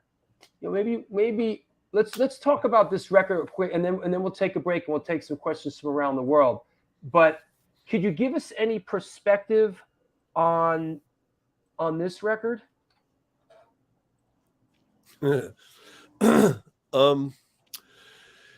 Yeah, Feel the Darkness. I think we were finally just we were touring for a long time. That's after we played, the first tour of New York City. We went out there. What's funny, actually, on this, I heard you guys talking before this. I got the record right here. Oh wow! And because you mentioned somebody, and I was like, I picked it up and started looking. You can't see, but right, that's in New York at the Pyramid Club. Sure. Yeah. Rick to Life, right there. There you go, the infamous Rick to Life. Yep. Yeah. That's the Poison Idea show. And I see you playing. You were on the bill with SFA. So yeah, that was at CB's. Right. Yeah. Yep. Yeah. But that record, it was a good record. It was fun making it. It kind of just flowed. We had the songs down. Mm-hmm. This is a big go-to for a lot of people. This record, Yeah, and the new one that came out too, the double one with the extra stuff on it. It has the story about Tiny Tim, about his people getting upset about this, and they tried to shut the record down, and we wrote back to him and said, that's when you wrote letters. Yeah, and we said, no, you don't understand. We're artists. This is this art piece represents the yin and yang. It's like Tiny is peace and beauty, and the gun is like society and ugliness. That's great. And they go ahead and let it. So that's great. Yeah, a lot of people chiming in. My favorite Poison idea. Yeah, Brendan says SFA played with you at the Pyramid and CBGB. Okay. Oh yes. Yeah, that makes sense. Amy Lynn Meyer says, this was my first Poison idea. I found them when I was 15. Tape was in the punk section of my frequented record store. That cover sold me. One of the greatest decisions of my life. Yeah. Damien S., how did Feel the Darkness end up on Epitaph? Well, I mean, without giving away too much, like the story about like people, I'm not going to get into it because I don't want to get personal, but people in bands sell records out from behind other people's backs. It's like the bass player will take the tapes and sell it to, one of those deals, huh? And that kind of happened with Epitaph. Yeah, one of the guys sold. Yeah. What a fucking drag. Yeah. So, but you know what? Epitaph was really cool about it, and they did a pressing of it, and then they just gave it back to us. Yeah, they seem pretty honorable. I mean, just definitely any dealings that I've had with them. Are you happy and comfortable with where the catalog sits these days, with sort of the reissues and re-releases and stuff like that? Yeah, because if it was up to me, I would just release them and just like make sure that they're available for people, because Yeah. every year there's a new 16-year-old kid that wants to That's hear this right. stuff. Yeah. But I'm working with Mark from TKO, Mm-hmm. and he's like, well, you know what? There's outtakes and there's extra stuff that was recorded, Mm-hmm. and there's all these, B-sides. You need to put this stuff on there too. So he will gather this stuff up and go to people to and have it mastered tighter Yeah. and stuff. That's Sure. a great band there. The Hard-Ons from Australia. Yeah. Now you went down there to perform with them and you got into a little bit of trouble, right? But how did that come together? And what was your role in it? Well, they're, a three-piece, and the drummer sang, and they were doing a big festival down there, the Big Day Out, with like Iggy and Nick Cave and a bunch of bands. And they wanted a front man. And the first year they did it, they had Rollins go down there and do it. And so they just wanted like to have a front guy. And so I went down to Australia and corrupted the hell out of him. But it was great. I mean, I'm releasing a compilation of all the bands that I've played with over the years. Mm-hmm. And it's so great to be able to, like I say, like cuisine, sample all these little, spices from around the world. And the Hard-Ons Sure. were such a well-oiled machine, such a rock and roll, Yeah. they're like the Saints or something. They were just, nonstop. Sure. And so I'm a very lucky man. And here's another, who are you on stage with here? I couldn't figure this one out. Okay, that's the same tour. That's in Australia. That's this band called I Beast. I thought it might have been them. Yeah. Yeah, that's the Beasts of Bourbon. They had a song called "Hard for You," and they do. They're like a cowpunk. The Beasts of Bourbon, huh? Yeah, they're really good. I love them. Cool. That's cool. Anyway, they were doing this big festival with 20,000 people, and I decided that I had to get up and sing. And you just barged up there? Yeah. And there's like, who is this guy? And so I sang on one of their songs with them. Picked up the singer and when kind of held him for ransom. But it was just. I'm singing with you guys. I'm a fan. And don't try to stop me. Yeah. I'm a fan. Yeah, for sure. I did that with, I did that. We were on tour once in Europe, and Typo Negative was playing. And I was talking to Pete, and he's like, when we play, you're up on stage. You're up on stage. And I was like, so they're getting ready to play, and I get up there, and the security are like, nobody's on stage. Nobody's on stage.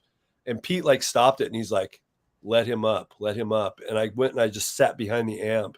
Right. And sat there the whole thing. And I was just thinking to myself, I'm looking out at the crowd, and I'm thinking, I'm like one of the luckiest guys in the world. This is great. I love this. Very, very, very unique band. Very unique band. I know they just had an anniversary of the last record they put out. I think they just re-released it. That last record, I think Dead Again, it's called. I saw there was some anniversary of it, and they just did a re-release of it. Huh. Very influential band. Oh yeah, from Brooklyn, New York. Again, Carnivore. Yeah, Carnivore. I saw all that. Hey, let me take my last sponsor break, and let's come back and let's go deep. Let's take some questions from around the world. Anybody out there got questions? If you asked early, put them up again. Jerry, give me a couple minutes. No problem. All right. Well, there you have it. This is the New York Hardcore Chronicles Live. Our guest today is Jerry A. from Poison Idea. Great show we're doing, but then again, we are in the business of doing great shows, and part of the reason it's great is because of your participation. If you got any questions for our guest, post them up. We are sponsored by blah, blah, blah, blah, blah, and The Organic Grill. It's a vegan restaurant now located in the West Village of New York City at 133 3rd Avenue, right next to the Blue Note. Featured in New York Magazine, the New York Times, and Veg News. The dishes have won numerous awards, including Best Veggie Burger. They make their own cheeses, sausages, and burger patties, and every dish on their menu could be made gluten-free for all you gluten-free motherfuckers. This year, they're celebrating their 23rd anniversary, and they're all about having a great time while enjoying amazing, clean food.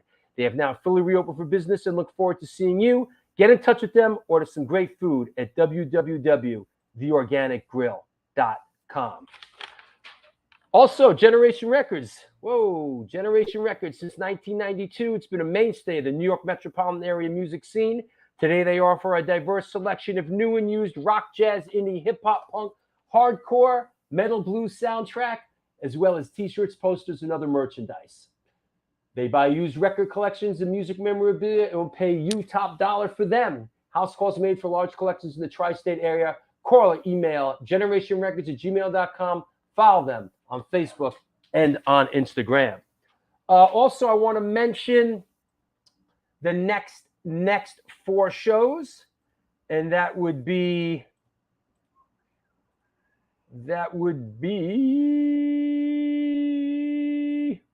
coming up Sunday, September 24th. Steve Whale from The Business will be on the show. Looking forward to that. Wednesday, September 28th, Old School, Yana Chipenko from Wench, Shiny Mama, PMS. Sunday, December 2nd, from The Witches, Killing Joke, Prong, The Dirt Bombs, Crime in the City, Solution, Flotsam and Jetson, Mr. Troy Gregory. And Wednesday, October 12th, Canada Represent, Mr. Adam Sewell will be on the show. That said, just want to remind you that if you are on Instagram, which I'm sure you are, I know I'm preaching to the converted, at Stone Films NYC, follow me and follow the show on Instagram. Also, what else? There is a Tompkins Square Park show coming up, and it's free, and you should be there. On Saturday, September 24th, in our beloved Tompkins Square Park, Butterbrain Incendiary Device. It's going to jump off tonight. Hardcore acoustic with Eugene Hutz from Gogo Bordello, the Mighty Rebelmatic, and 24/7 Spies are playing a free show in Tompkins Square Park. So everybody come on down, support the show in our beloved Tompkins Square Park. Yes, the park show is going to be sick. You know what? I want to take advantage of this opportunity. I want to announce the show. I haven't even announced. This has not been announced on any platforms. On November 6th, Mr. Tom Lyle from Government Issue will be on the show. How about some old school DC hardcore? We'll talk a little bit, of course, about John Staub and the great Government Issue legacy out of DC. So heads up, Tom Lyle from Government Issue is coming on the show. And I'm not sure if I announced this, but the Halloween show, we got Damian Marshall, formerly of Sam Hain, and Joe Truck. They had a band after he was in Sam Hain called Brain Eaters. They're going to come on. It's been re-released. We'll talk a little Halloween stuff, a little Sam Hain stuff. That's the Halloween show on Sunday, October 30th. That said, I think we're straight. Let's bring, no shit, man. Would I shit you? Let's bring Jerry back on. Yeah, Circus of Power.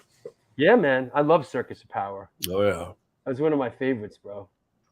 That era in New York, that's sort of that. And we were a part of that in Antidote because, we went that like rock route, Circus of Power and it was, Princess Pang. And even on the West, you had Junkyard on the West Coast, had Brian Baker, and all that. Let's take a couple questions. Let's see what we got. Oh, you can pick questions? Oh yeah.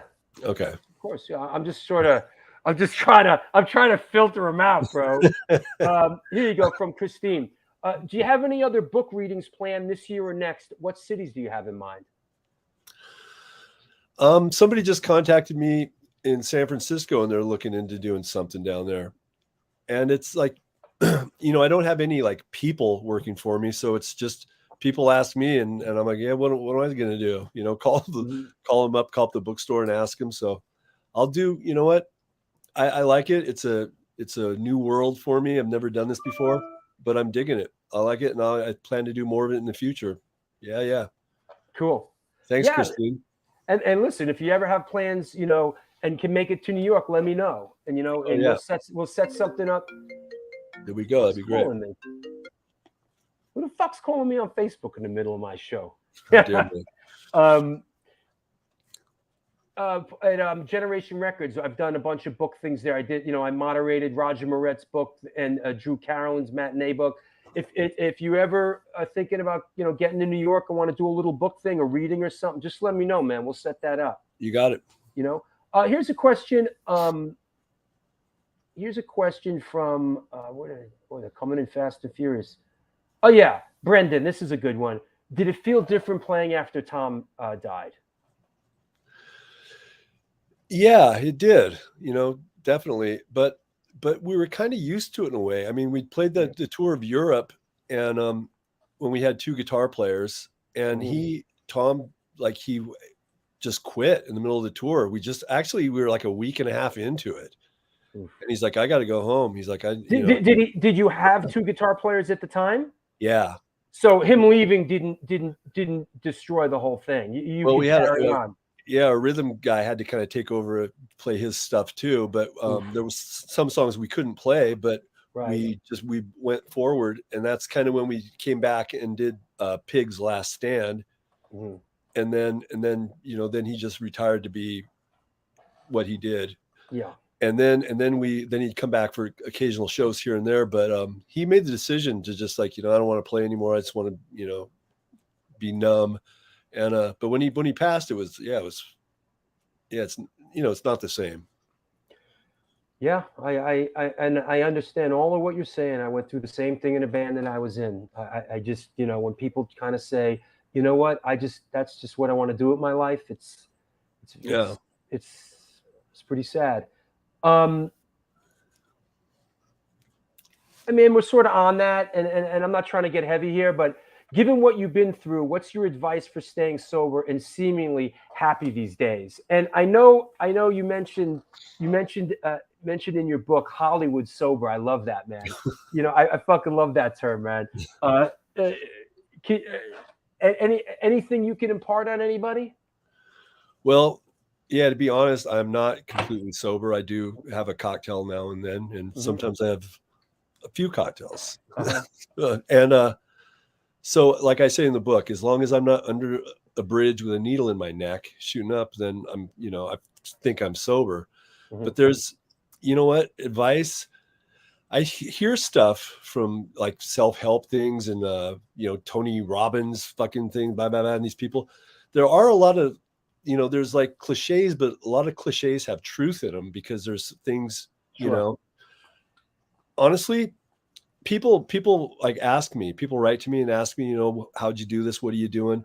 And I go, just set your goals so high and just keep going for it.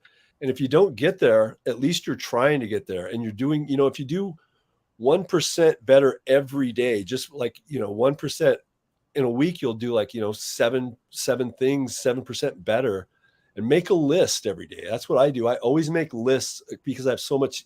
For one thing, my brain's fried. I can't remember what I'm supposed to do.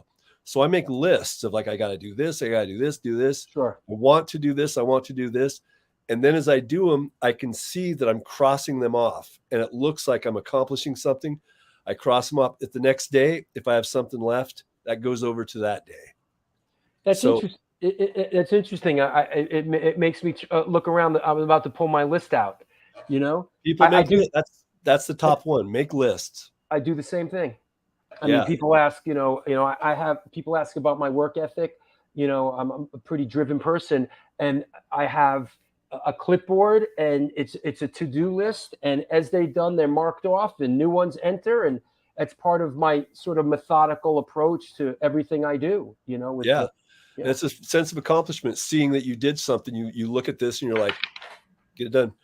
Hey, Chris, there you go. Look at that. Yeah. There it is, kids. There it is. Yeah, you know what? You know what? You know what's on this list that I got to take care of? Here's a big one. Here's a big one on my list right here. Reread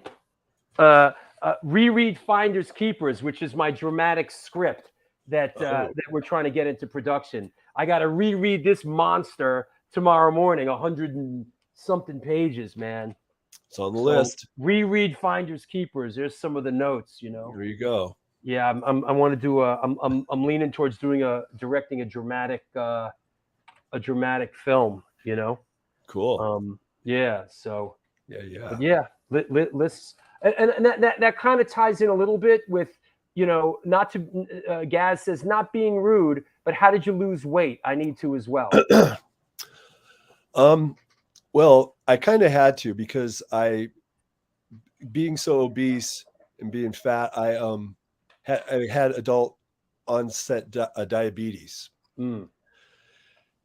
And, you know, I didn't stop drinking, and I had diabetes, and I started losing body parts. I started getting toes. I was losing my toes. I was getting gangrene.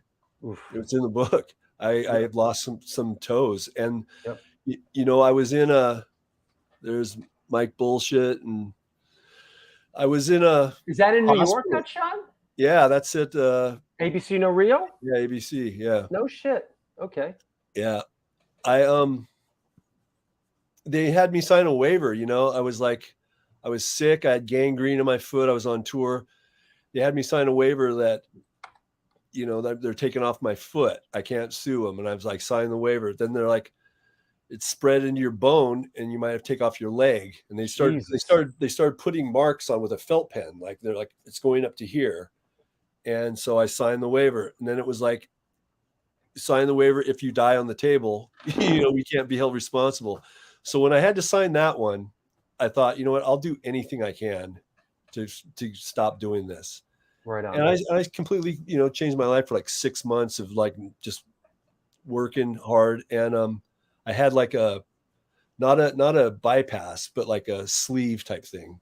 I went and got a sleeve too. But you know what? Oh, you too? Yeah, but you know what? It was kind of, if you have willpower to do it, I would have, if I know now, or if I knew then what I know now, I probably would have just powered through it and just worked. It just said, you know, just you need to do this. Some things in life you have to, you know, yep.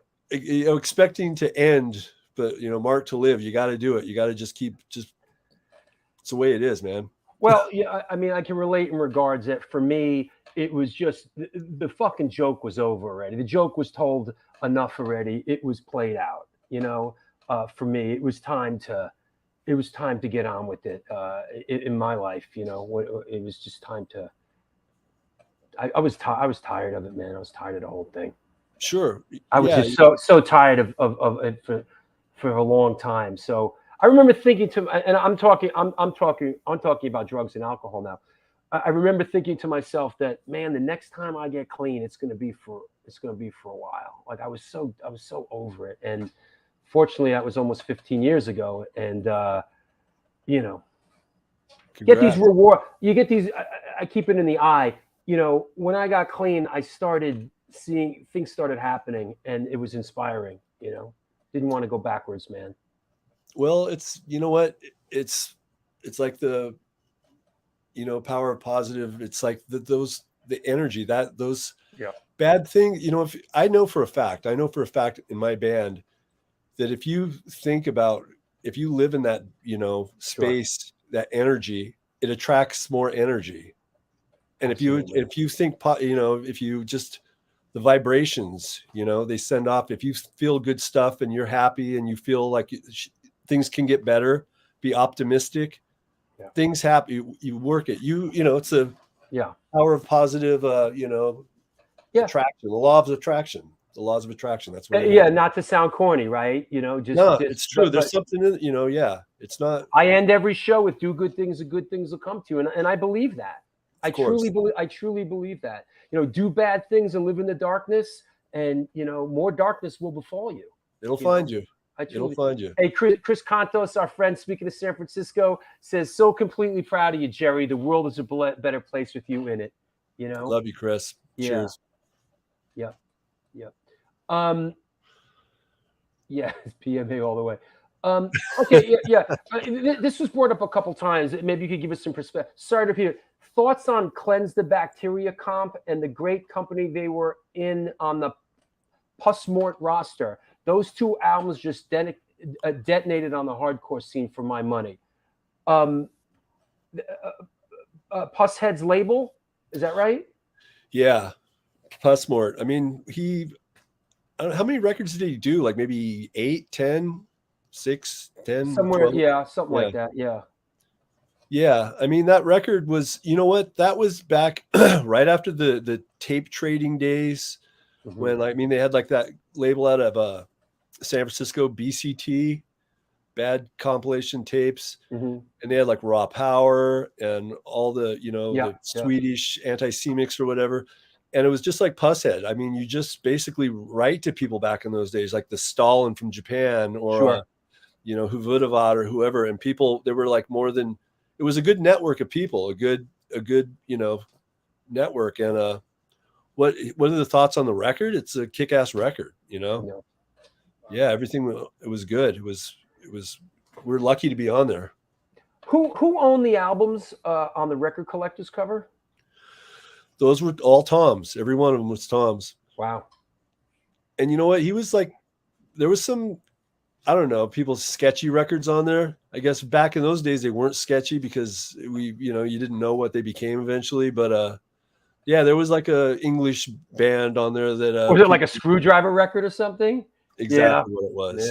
Yeah. Exactly. I mean, and that record was just like, you know, I think on the record collectors, there was that single Voice of Britain. And that just, you know what, it wasn't, we were kind of like, what's this about? And then I think the next record, they pretty much declared, you know, and then we were like, no, okay.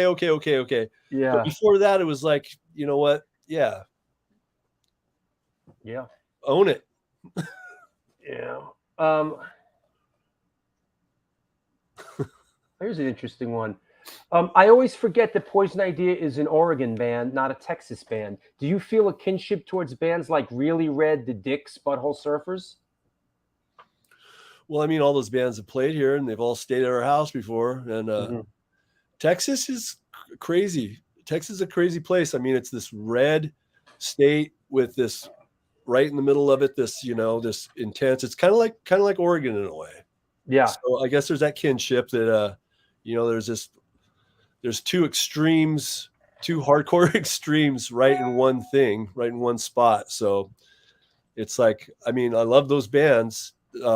Austin, actually there's, you know what, there's a lot of good hip hop out of Texas too. Believe it or not. Texas is like a country into itself, you know? Oh yeah. Yeah, absolutely. Like that Bugs Bunny cartoon where he's like sawing off the state of Florida and it floats away.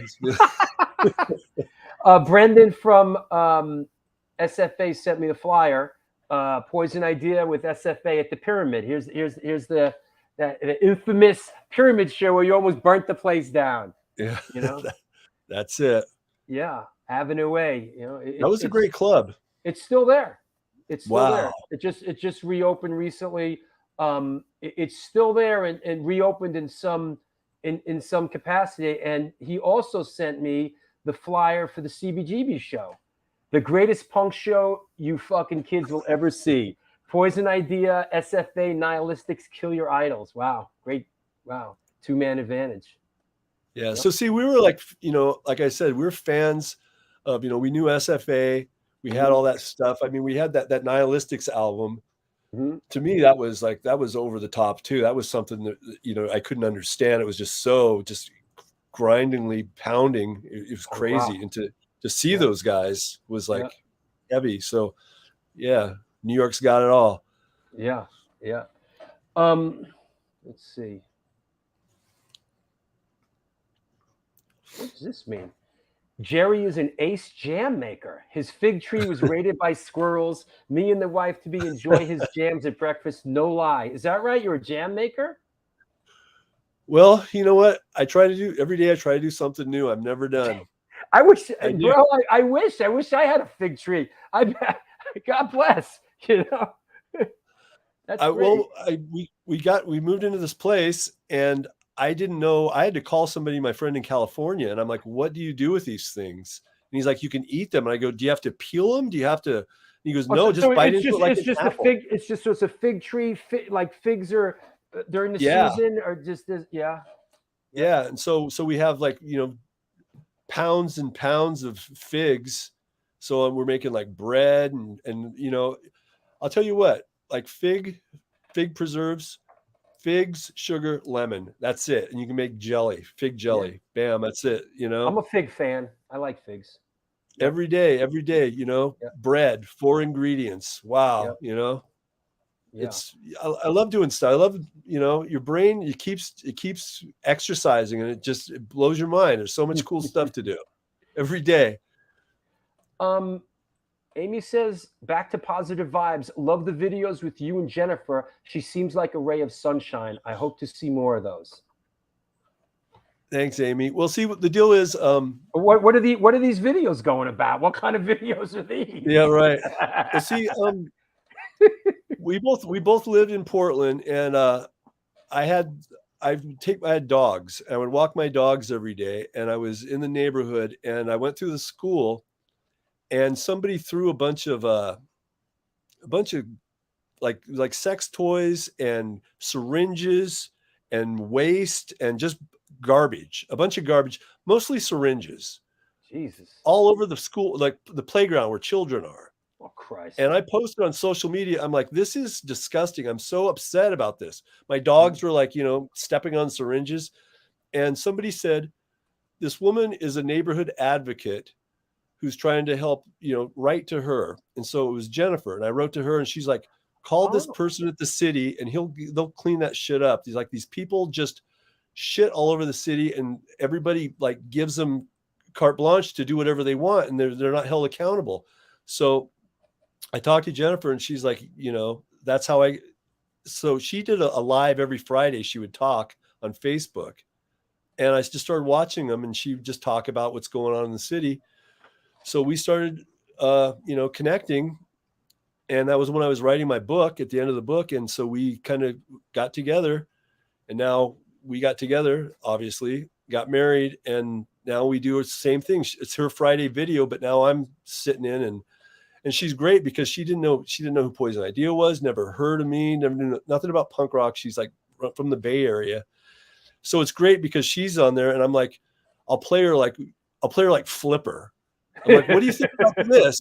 And she's just like, oh my God, what is this stuff? She's like, well, how can you listen to this music? And I'll play her stuff like that. It's so great. It just makes me laugh. And she doesn't know, she knows she's like from the Bay Area, and she likes, Y&T and stuff like that. Right. Some of the like classic Bay Area Chris Cantos thrash stuff. Yes, exactly. So it's like, I love her. It's great. It's yeah.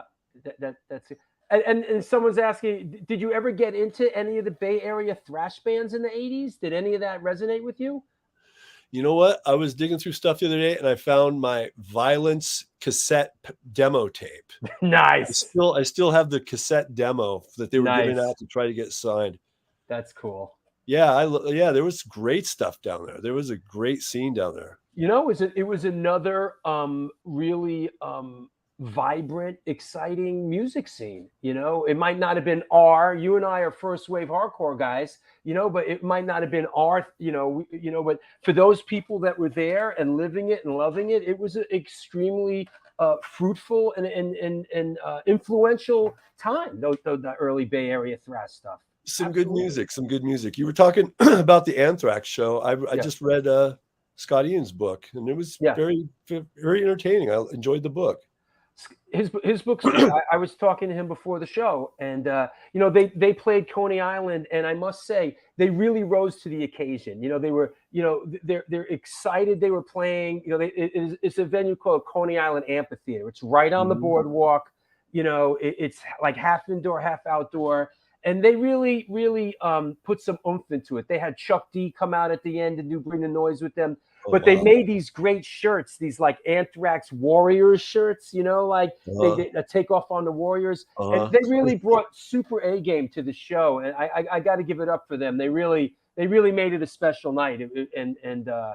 Yeah, so good, good for them. They're out there. They're working hard, man. They love what they do. They're working hard. God bless. Sure. Let's see.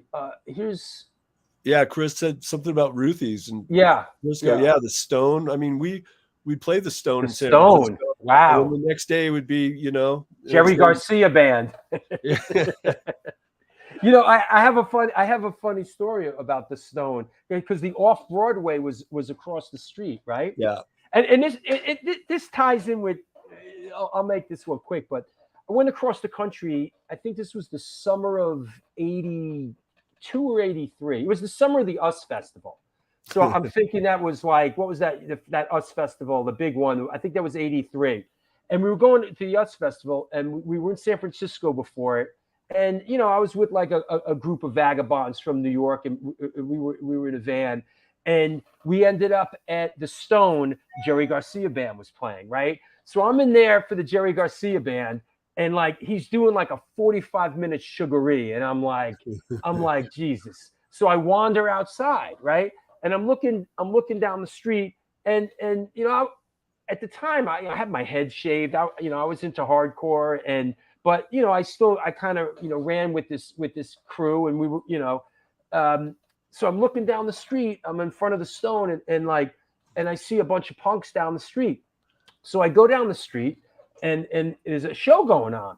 So I guess I paid a couple bucks. I remember going up the stairs, and I sit in like the balcony or whatever, and I'm watching this band, and they're really good, and their songs were good, and they were really good, and it was a band called Social Distortion, and very early Social Distortion, and I sat and watched their set, and they were very good, and I kind of walked out, went back down the street, and of course Jerry Garcia was still playing Sugaree. Solo. Yeah. But that's the only time I actually went to the On Broadway, and the On Broadway, and you and I spoke about this. That was the venue of the infamous Misfits incident, where I guess they got into it with some people in the crowd. Did you know anybody in that crowd? That sort of. Well, I know a bunch of people who were there at the show. Yeah. Yeah. So yeah, you know what? When you say that, I saw Social Distortion at the on Broadway, and I saw him downstairs at the MAB too. So maybe. What was the On Broadway and the MAB? Was that the same building? Yeah. Is that right? I didn't know that. Yeah, pretty much. I think so. Yeah. Just it was my memory. Yeah, Chris Conto says you called out Nazi skinheads at the Stone. You cut your forehead and told the crowd that they jumped you backstage and kicked their ass. It was so fucking funny. They were like, "No, we didn't." Ha ha ha ha. That's great. That's funny. I had another. Yeah, there was some there was some times back then. There was like those Nazi skins were. Here too. Bob Riley, our good friend, upstate New York, Murderers Row. Us East Coast kids getting our hands on those audio and videos was like gold from Ruthie's and the Stone. Yeah.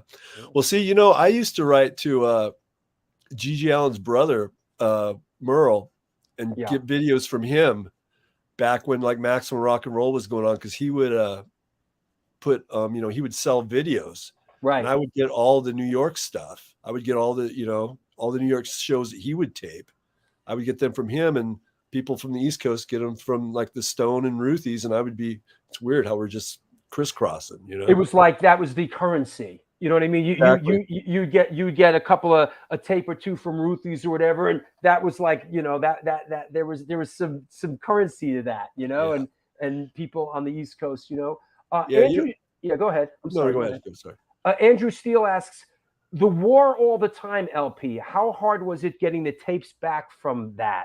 Alchemy Records didn't last long. Brilliant LP, by the way. You know what? We did have some, at one time we had problems with, assorted labels, like with getting paid and the going over the books and stuff. But we were kind of, I won't mention any names, but I yeah, know we're kind of heavy-handed, you know. yeah. I remember once we went into some record. One of the guys from some label was working at a record store, and one person stood outside and made sure no one came in, and the rest of the guys went inside and started breaking stuff until we got paid. Right. But Alchemy, Victor, at the end, he was just like, you know what? I don't want to deal with the problems anymore. It's too much hassle. Here, have your stuff. Yeah. Just take it. And you know what else? Please leave me alone. Exactly. And you know what else? Victor actually gave me the master tapes to the Alchemy compilation with like Neurosis and the Melvins. Mm. And I mean, they're not my band. I mean, we're on the record, but I have the master tapes to that now. And I'm like, what am I going to do with this? Right. Yeah, that's good. Ray Hogan asks, Bob Backlund or the Iron Sheik? Iron Sheik. Do you follow him on Twitter? No, I haven't. Bro, he's hilarious on Instagram. Oh wow, I'll check it out. I'm telling you, it's hilarious, bro. I don't know if he actually runs it or maybe he does. It is hilarious. You know. There's stuff in the book about being a kid in Northwest Wrestling. That's why I threw it in. That's why I threw it in there. And yeah, you know, I can relate. You know, wrestling was big here on the East Coast. You know, we were Bruno Sammartino, Ivan Putski. that was like our East Coast guys. Yeah. You know, yeah. Chris Canto says his Instagram. I'm telling you, find anybody out there. Find the Iron Sheik's Instagram. It will make you fucking laugh out loud. It is really, really funny. Yeah, everybody. Yeah. Well, we all like to laugh these days, don't we? Yeah, absolutely. We need it. Absolutely. What are you doing these days? I know you're out there. If I'm understanding this correctly, a peer support group counselor. Could you give us some perspective on it? That's interesting. Well, you know what? I'm still doing music. I'm working with, other bands all the time, and I'm doing, jamming, doing solo stuff and playing. Uh-huh. But it's with this community with like the legalization of the drugs, the decriminalization of the hard drugs like the fentanyl and stuff. I see a big crash coming because not like when we were kids. You can't kick this stuff. The addiction, you cannot kick it. It's 20 times more powerful than it used to be. Sure. And it messes with people's heads. The psychosis it induces with the meth and stuff. There's going to be something coming in like a year, 2 years. It's going to be just like the purge. It's going to be so crazy. Yeah. So I got this. I'm trying to like work with people to go out and just get people off the streets. Talk to people, and if they want help, if they want to get off of it, they can. Is this in Portland? Portland and Vancouver, Washington, yeah. And are those considered like sister cities? That they're very close to each other, correct? Yeah, just a river separates them. Okay. So, yeah, it's just I just see this. Portland's a mess. Yeah, it is. It is. I mean, and I'm an outsider. And I see, from what I've seen during the pandemic and just what's going on in Portland and downtown Portland and that whole thing, looks like Portland's really got some serious issues. Yeah, I was on the outs for a while. I was, out and down, and I was in a soup kitchen once, mm-hmm. and some kid came up to me with a Poison Ideas CD, some like train hopper. And he's like, would you sign this for me? And he's like, I was going to go sell it, but I saw you sitting here. And I'm just like, we're the same, we're all the same people. So like, if I was in that situation at one time and I kind of pulled myself out of it, seriously, anybody can. I dug myself into a deep hole, and I was, in shit. And so I just want to make sure people know that it's never too late. As long as, you can always get out, you can always fighting chance. Like our good friend who comes on this show, one of my ex-bandmates and one of my oldest friends, Neil Zum Osberg, says, there's always room for a miracle. Oh, yeah. You know, that's his stock line. You know, when I say to him, you know, he's gone, he's never coming back. Forget it. He's shot. He says, there's always room for a miracle. Yep. And my wife says a dead end is just a place to turn around. Oh, that's great. So I'm gonna have to. I gotta have to use a dead end. That's great. That's great. I love that, man. I'm gonna have to use that. You know, I was gonna ask about this, and we sort of bypassed it, but you know, why not? Any thoughts on The Gift, the band Jerry did after Poison Idea finished the first time around?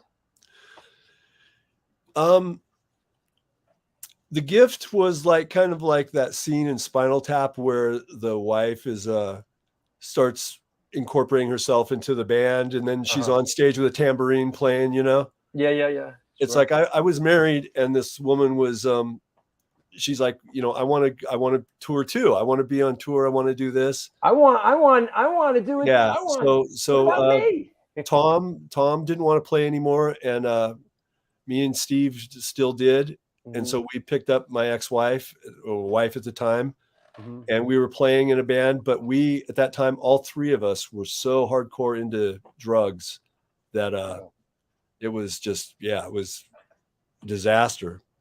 And you mentioned that in the book, how like even, you know, you did a tour, you did shows, you came back, but you just knew like we're not doing this.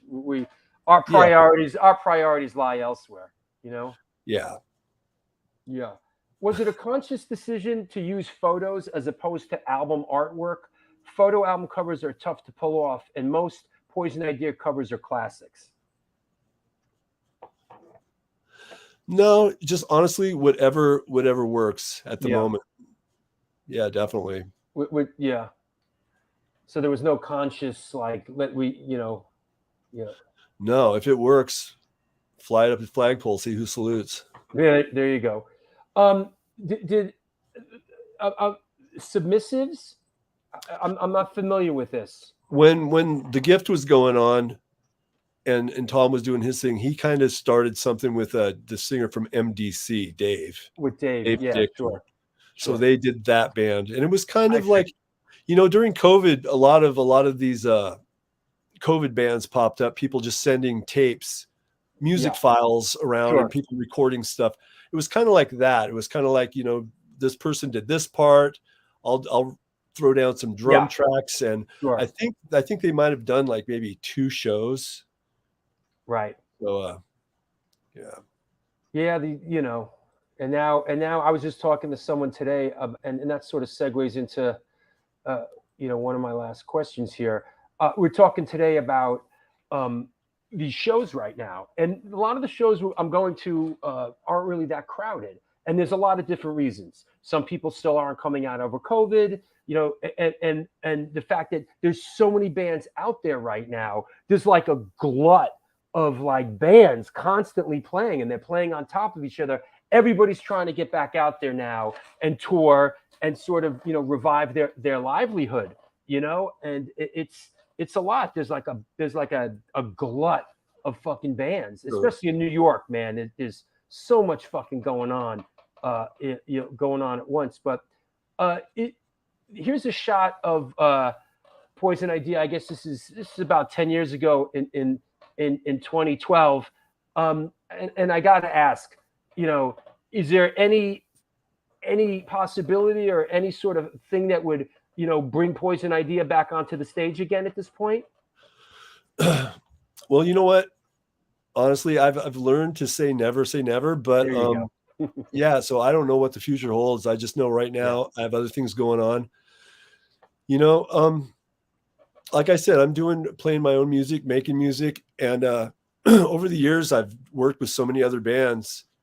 I've compiled all those together, and I'm releasing that as and one band is a great band from New York City, Big Stick. Oh, wow. They're they're on that, and also Dare to Defy with Paul Bearer. Me and Paul are singing a song, duetting a song together. Oh, wow. So, that's cool. So yeah, all the old stuff, because they're obscure singles, obscure, B-sides. And so I just scraped them all up and put them out. And so that's coming out. Great. And one last one, Larry the Hunter from Kings Never Die. Where did the name Poison Idea come from? Kind of like free word association. I like the word. I like the name Poison. Right. I like that. And I said that to a guy, and he actually said, he goes, that sounds like a heavy metal band. And that was before Poison. Right. So so I was looking through like a magazine, and I go, Poison. I go, Poison, Poison Suitcase. And he's like, I go, Poison Harvest. And he goes, that sounds like a Grateful Dead song. Poison Harvest. And I go, Poison Idea. And everybody's like, that's all right. That'll work. Yeah. I just picked it out thin air. There you go. That's great. Hey, I want to thank you a million, Jerry, for coming on the show. I knew it was going to be great, and I really enjoyed kicking it around with you. Anybody you want to thank or shout out or give us a heads up? I just want to say also that the Jerry's book is available on Amazon. I highly recommend it. It's a deep dive into his life, the lifestyle, and the band and music. I certainly enjoyed it, and I think you will too. So pick it up on Amazon. Anybody you want to shout out? Just thanks, everybody. Thanks to your crew. Thanks for having me on, Drew. My pleasure. Let's keep in touch. And hopefully I want to see you when we come out there. Oh yeah, I'll see you. If you don't want to come to the show, let's sit down and have lunch or something beforehand, I'll see you. All right. I'll talk to you soon, Jerry. All right, everybody. Cheers. All right. Take care. God damn. Well, there you go. It's the New York Hardcore Chronicles Live. And thank you for tuning in today. It was a great show. Then again, that's what we do. We do great shows. Our guest today was Jerry A. from Poison Idea. And what a great guest. What a nice fella. And, the guy pulled himself out of a real fucking mess, man. I was reading his book, and he had a horrific childhood and was deep in the throes of addiction. And, he came out on the other end. Great guy. Really, really, really great guy. Yeah. Tristan, you were out there? All right. Shouting out Tristan DeGraves, my bandmate. By the way, we are playing. If you are interested in seeing us play in between the recording of the record, we are doing a cancer benefit in Staten Island on Saturday, 9/17. That's September 17th at Pugs in Staten Island. A bunch of bands, including ID. So come through and see. It really should be called the Tristan DeGraves Band. I'm just a passenger on the bus, but come through, come see us play with the great bands Sworn Enemy, Enrage, and a couple others. Also, we announced the lineup for Rampage Fest, which is going down free at the Bowery on Sunday, November 13th.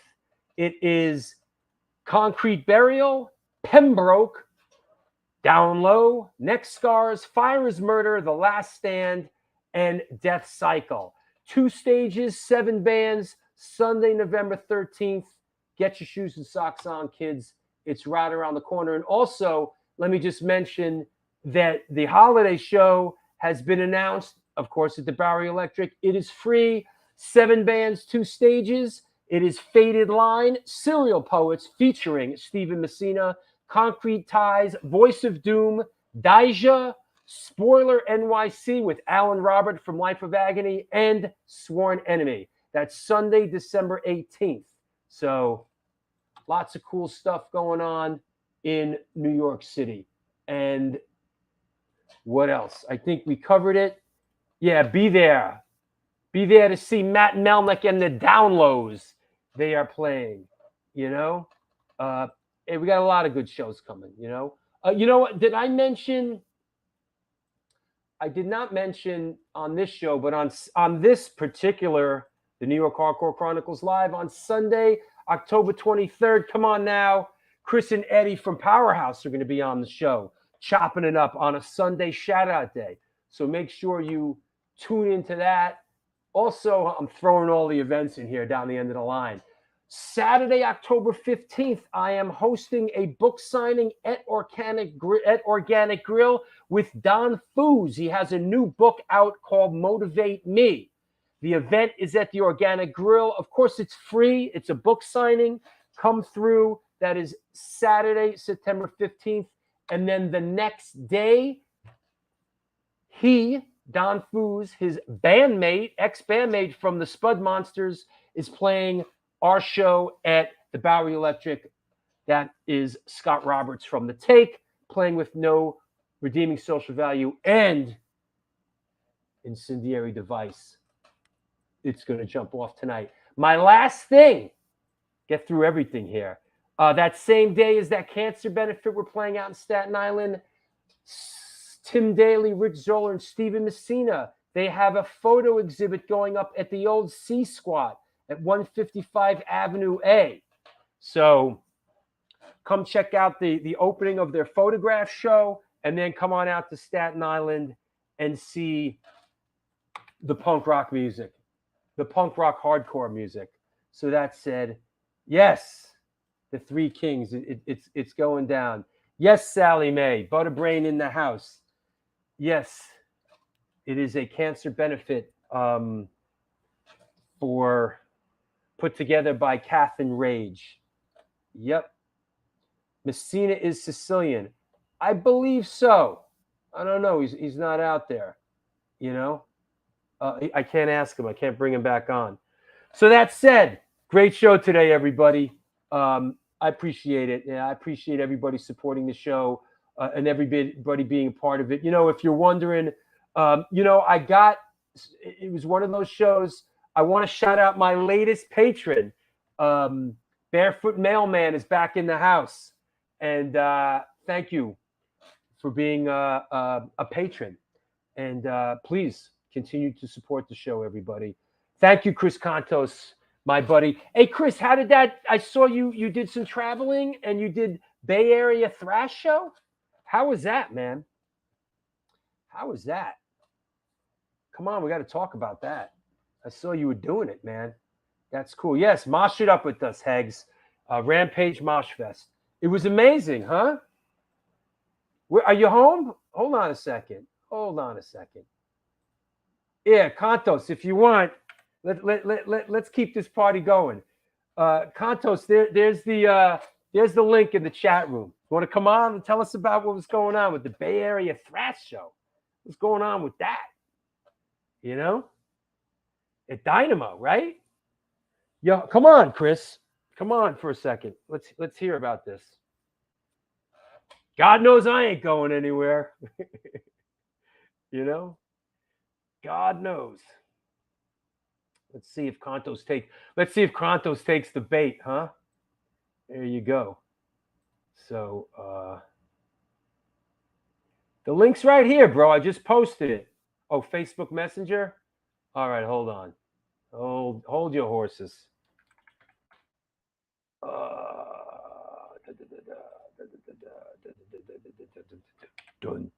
All right, just sent it to you on Facebook Messenger. All right. Yep. Yeah, let's hear about this thing. You know. Yeah, let's bring Contos on and hear about what this. It looks cool. It was like a whole like Bay Area thrash thing, you know. So hold on, everybody, stay tuned for Chris Contos. Let's see, you know. What else?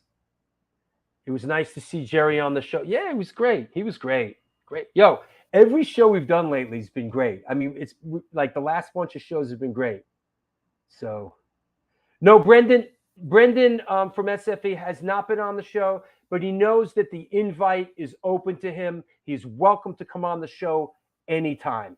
So the invite is open, you know, for Brendan. Love to have him on the show if he's ever up for it. You know, there's a couple people out there. The invite is always up, is always out. You know, High and the Mighty reunion. We just did a High and the Mighty show, and it was great. we did one show, and it was well received. But we're focusing on Incendiary Device these days.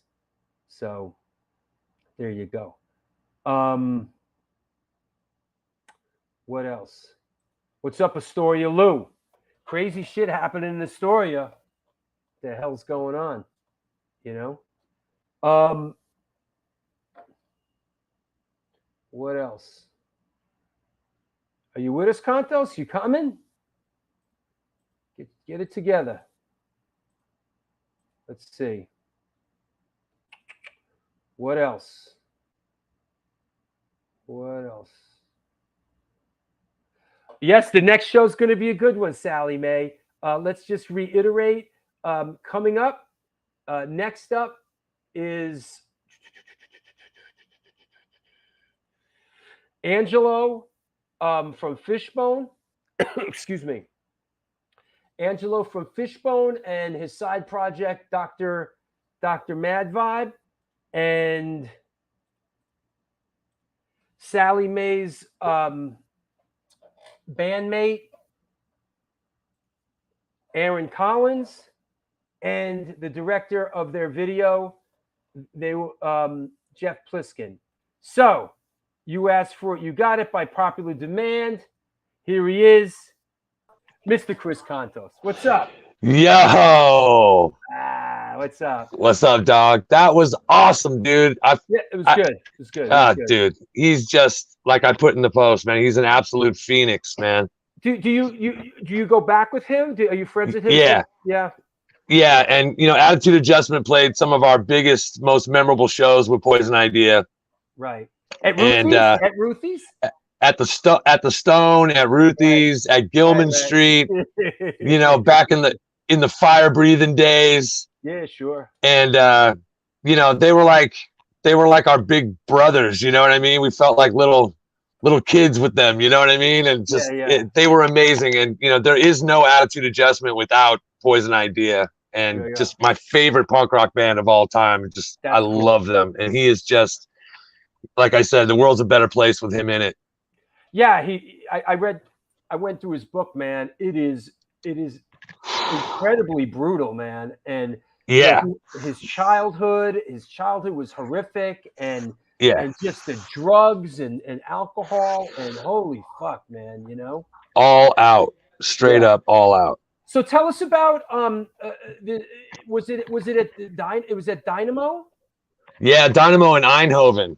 So, yeah, right. Well, of course, right? So my last time there was 95 with, you know, the day of Roadrunner, right? With Biohazard, Dog Eat Dog, fucking Typo Negative, Machine Head, right? That was right towards the end of your tenure in Machine Head, right? Yeah. Basically, I come home and wait, that was the last show Bobby Hambo played with Biohazard. That is right. That is right. Yep. Yeah. So yeah, we put this thing together. It was like an homage to the Ruthie's In moment of thrash, right? So we did covers of Metallica, Slayer, Megadeth, Violence, Testament, Death Angel, and we had all these guests, like 16 different people. We had Randy Blythe from Lamb of God come out and sing Fight Fire with Fire. We had Mark Osagata come out and sing. Did I see what's the singer for Helix? No, I thought he was out there with you. No, it was that was Will Carroll from the drummer from Death Angel saying Die by the Sword. Okay. Right. But it was awesome, dude. It was just like a total insane. There's like 10,000 people there. Like Dynamo is like back on its feet completely. Is that right? It was a joy, dude. We had a blast. And then before that, I went and saw Bloodstock in the UK. Right. And I got to see Discharge, which was that's my boy. Amazing. JJ. Yeah. Yeah, dude. And you know, Bones and Tez and Rennie. Yeah. They got it going on now. Like they do. Yeah, they've sort of leveled off, and like Discharge is fucking great these days. Yeah, they were on fire, dude. And I was hanging out with my boy Paul Stone. You know, he sometimes plays in the Take. Yep. And he did some of the new artwork for the Boneless Ones record. So we hung out the whole time in the UK, which was awesome. And we saw Killing Joke Ooh. Dude, Killing Joke, the oldest member on stage is like 79 years old. And they were coming off like Faith No More circa, late 90s. I mean, they were so powerful and tight. Yeah. And Killing Joke blew my mind, bro. It was amazing. Darren asks, Chris, how did you get to play drums last weekend instead of Will Carroll? Oh, so there's three drummers in Bay Area Interthrashional, myself, Mark Hernandez, and Will Carroll. Right? And then we got guitar player Josh from Toxic. We got Mike DeLong from Phil Anselmo and the Illegals and MOD. Yep. Harold O, our famous photographer from the Bay Area, and also was the bass player for DRI on bass, Matt Camacho on bass. So it was like this core group of guys. And then, of course, Craig LaCicero. And then we would bring out people who were on the festival to come out and do guest spots, right? So we had like Rob Cavastani come out. We had John from Lamb of God come out and play bass on the Forbidden song. It was just awesome. And the kids, it was like a huge thrash karaoke, right? The crowd were singing like almost over the band. And it was just a joy, dude. We had a blast. And you did this in the Dynamo Club. No. We did it at the proper on stage, main stage, dude. Main stage. Like we were one of the last 4 bands on the last day. So it was like, Dynamo, is it a festival outdoors? Yeah, it was 10,000 people at a soccer arena. Okay. Proper pitch. Dust. What did I see? You guys rehearsing in the Dynamo Club? Yes. Okay. Yes. So okay. That's what we did, right? So the night before, Death Angel played with Craig's other band, Dress the Dead. So we did rehearsals there. And then at the stadium, right? So it's a soccer stadium, but there's also a hockey rink there. So we rehearsed in the hockey rink before we went on stage even. Because, we were meeting these people for the first time. Some of them, to rehearse for the first time. We rehearsed here in the Bay Area with the core. Right, but we were bringing all the cats that were going to come up on stage, Phil Demmel from Violence and stuff. Yeah. Randy. Yeah. So it was great, dude. It was a total blast, man. Yeah, Larry says Paul Stone was watching this show, but is living at the end of a 24 Facebook banning. He could watch. He was banned. That's right. Naughty boy. That's great. That's funny. Right. Cool. Awesome. Yeah. Well, wow. So Dynamo's kind of coming back, huh? Yeah, it's strong. There's always been this like crazy connection between the Bay Area and Dynamo, right? There's there's this reverence that is like maybe stronger than anywhere else for Bay Area thrash. So, to go there and do that for that crowd. And then the younger kids, I mean, the thing was like Death Angel, Testament, and Exodus were already on the Dynamo that, so they'd already played. So we were thinking, man, we're going to come out and play some of these songs. And the kids were like, no, spoil us. Give us more, right? So it went over killer, man. It was great. That's great. That's a fun thing to do, man. Good. It really was. Yeah. Yeah. So we're gonna play here because everybody in the Bay Area got ticked off because they're like, yeah, great for Holland, right? So we're playing October 29th at the Great American Music Hall. We're gonna do a huge, like a monster set with all kinds of. They have shows like that in the Great American Music Hall. Yeah, a bunch of bands have been playing there, dude. I mean, like a lot of metal bands, Destruction, really? Yeah. And the place it's a magnificent venue, dude. It looks like a vampire movie in there. Bro, I think of that place. I think of like Grateful Dead 1975 played a legendary show there. And it's like, it was like broadcast. It's a beautiful venue. Yeah, well, as you know, my brother is the drummer for the New Riders of the Purple Sage, right? I didn't know that. Yeah, my brother Johnny Markowski, he put the New Riders back together with Buddy Cage and David Nelson and Michael Falzarano. Yeah, I know Falzarano's in the band now. He was in Hot Tuna for a while. Yeah, and you know what's a trip, dude? He was like a New York punk promoter, dude. He did like a lot of stuff in the early punk scene. Yo, his sister's in the mix too. That like they were down with Johnny Thunders and all that. Yeah, I tell you, funny you should say that. I went to a Johnny Thunders film premiere. The guy that just did the Maxes years ago, right? Yeah. And I'm there, and I'm like, Mike Falzarano? Is it the fucking Johnny? I'm like, yo, I walked up to him, like, yo, what's up? Like, what are you doing here? He's like, apparently his sister, like they were part of that mix a little bit. Yeah. Totally. And he's great, right? He'll do these hippie shows in like a stall chainsaw hat. Yeah. right? I don't think the New Riders are playing these days anymore, though. I don't. Nah, think they're playing. COVID. They were just about to do their 50th anniversary, and COVID bashed it. So David Nelson still plays the Nelson Band. Yeah. They still do their think, thing. I think Falzerano plays in this thing called the English Town Project, which Right. is like this sort of like, it's like Dark Star Orchestra. They like relive like a Grateful Dead show, and they play it in its entirety. Right. Right. But let's not go there. It's such a trip, dude. I played. I got turned on to that scene when I played with my brother's band. My brother had you had a couple guests back. We were talking about Buddy Cage. Sure. We were talking about I got to play with Vassar Clemens and Commander Cody. Both those guys are utter legends. Vassar Clemens completely on fiddle and Buddy Cage on pedal steel guitar. Those guys are utter legends, man. Oh yeah. It was incredible to play in that. I learned so much from those cats, dude, because I was all nervous when my brother asked me to come play with them. Right. And he said a mind-blowing thing to me. I said, Johnny, I don't know these songs. And he said, yeah, you don't know these songs, but you know this music. And I was like, the boom! Like, I do know this music. So it was great. It was a great experience. I learned so much from Vassar, man. It was great. Hey, we're coming out west, but I guess it's a little north for you up there. Yeah. We're gonna try to get on that festival next year. Yeah, that guy's great. Yeah, and hopefully, we're doing this record. We're gonna get out there and play. We got to play the Bay Area, Yeah, and the boneless ones want to come out to the East Coast big time, dude. So anytime, springtime, man. springtime. Anytime we'll slot you into one of the one of the Bowery Electric shows. You'll be well received here. We'd love to play with ID, bro. Yeah. Chris says the boneless ones got any UK tour dates planned? If you do, try to come to Wales. Nice. Yes. My Wales people. So yeah, actually, while I was over there, just this last trip, I was pushing that big time. I was talking to a lot of different promoters and bookers, and even talked to the guys from Discharge about where we should try to slot in. So we kind of got a mission for next year going. I saw Anthrax the other night. Oh yeah, you were talking about that. Yo, and how about Charlie Benante doing the Pantera thing, bro? Wow. I got thoughts about that whole thing, but I do too. But I do.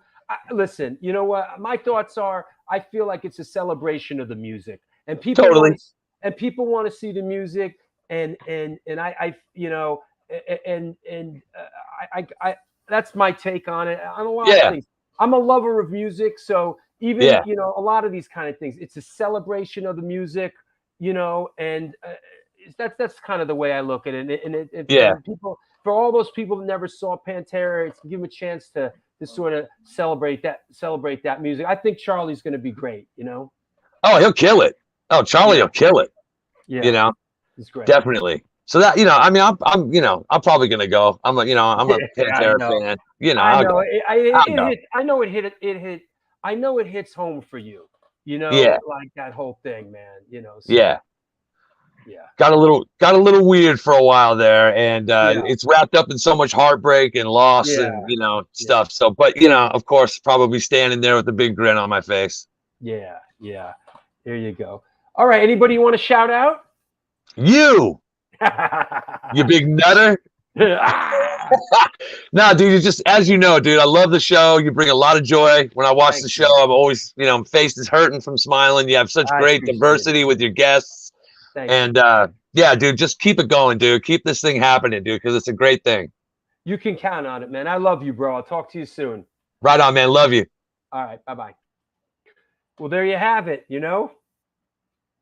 making the magic happen here on the New York Hardcore Chronicles Live. Great show today. Our guest was Jerry A. from Poison Idea. Our special guest was Chris Contos from Boneless Ones and formerly of Machine Head. Great show. And listen, what can I tell you? Do good things, and good things will come to you.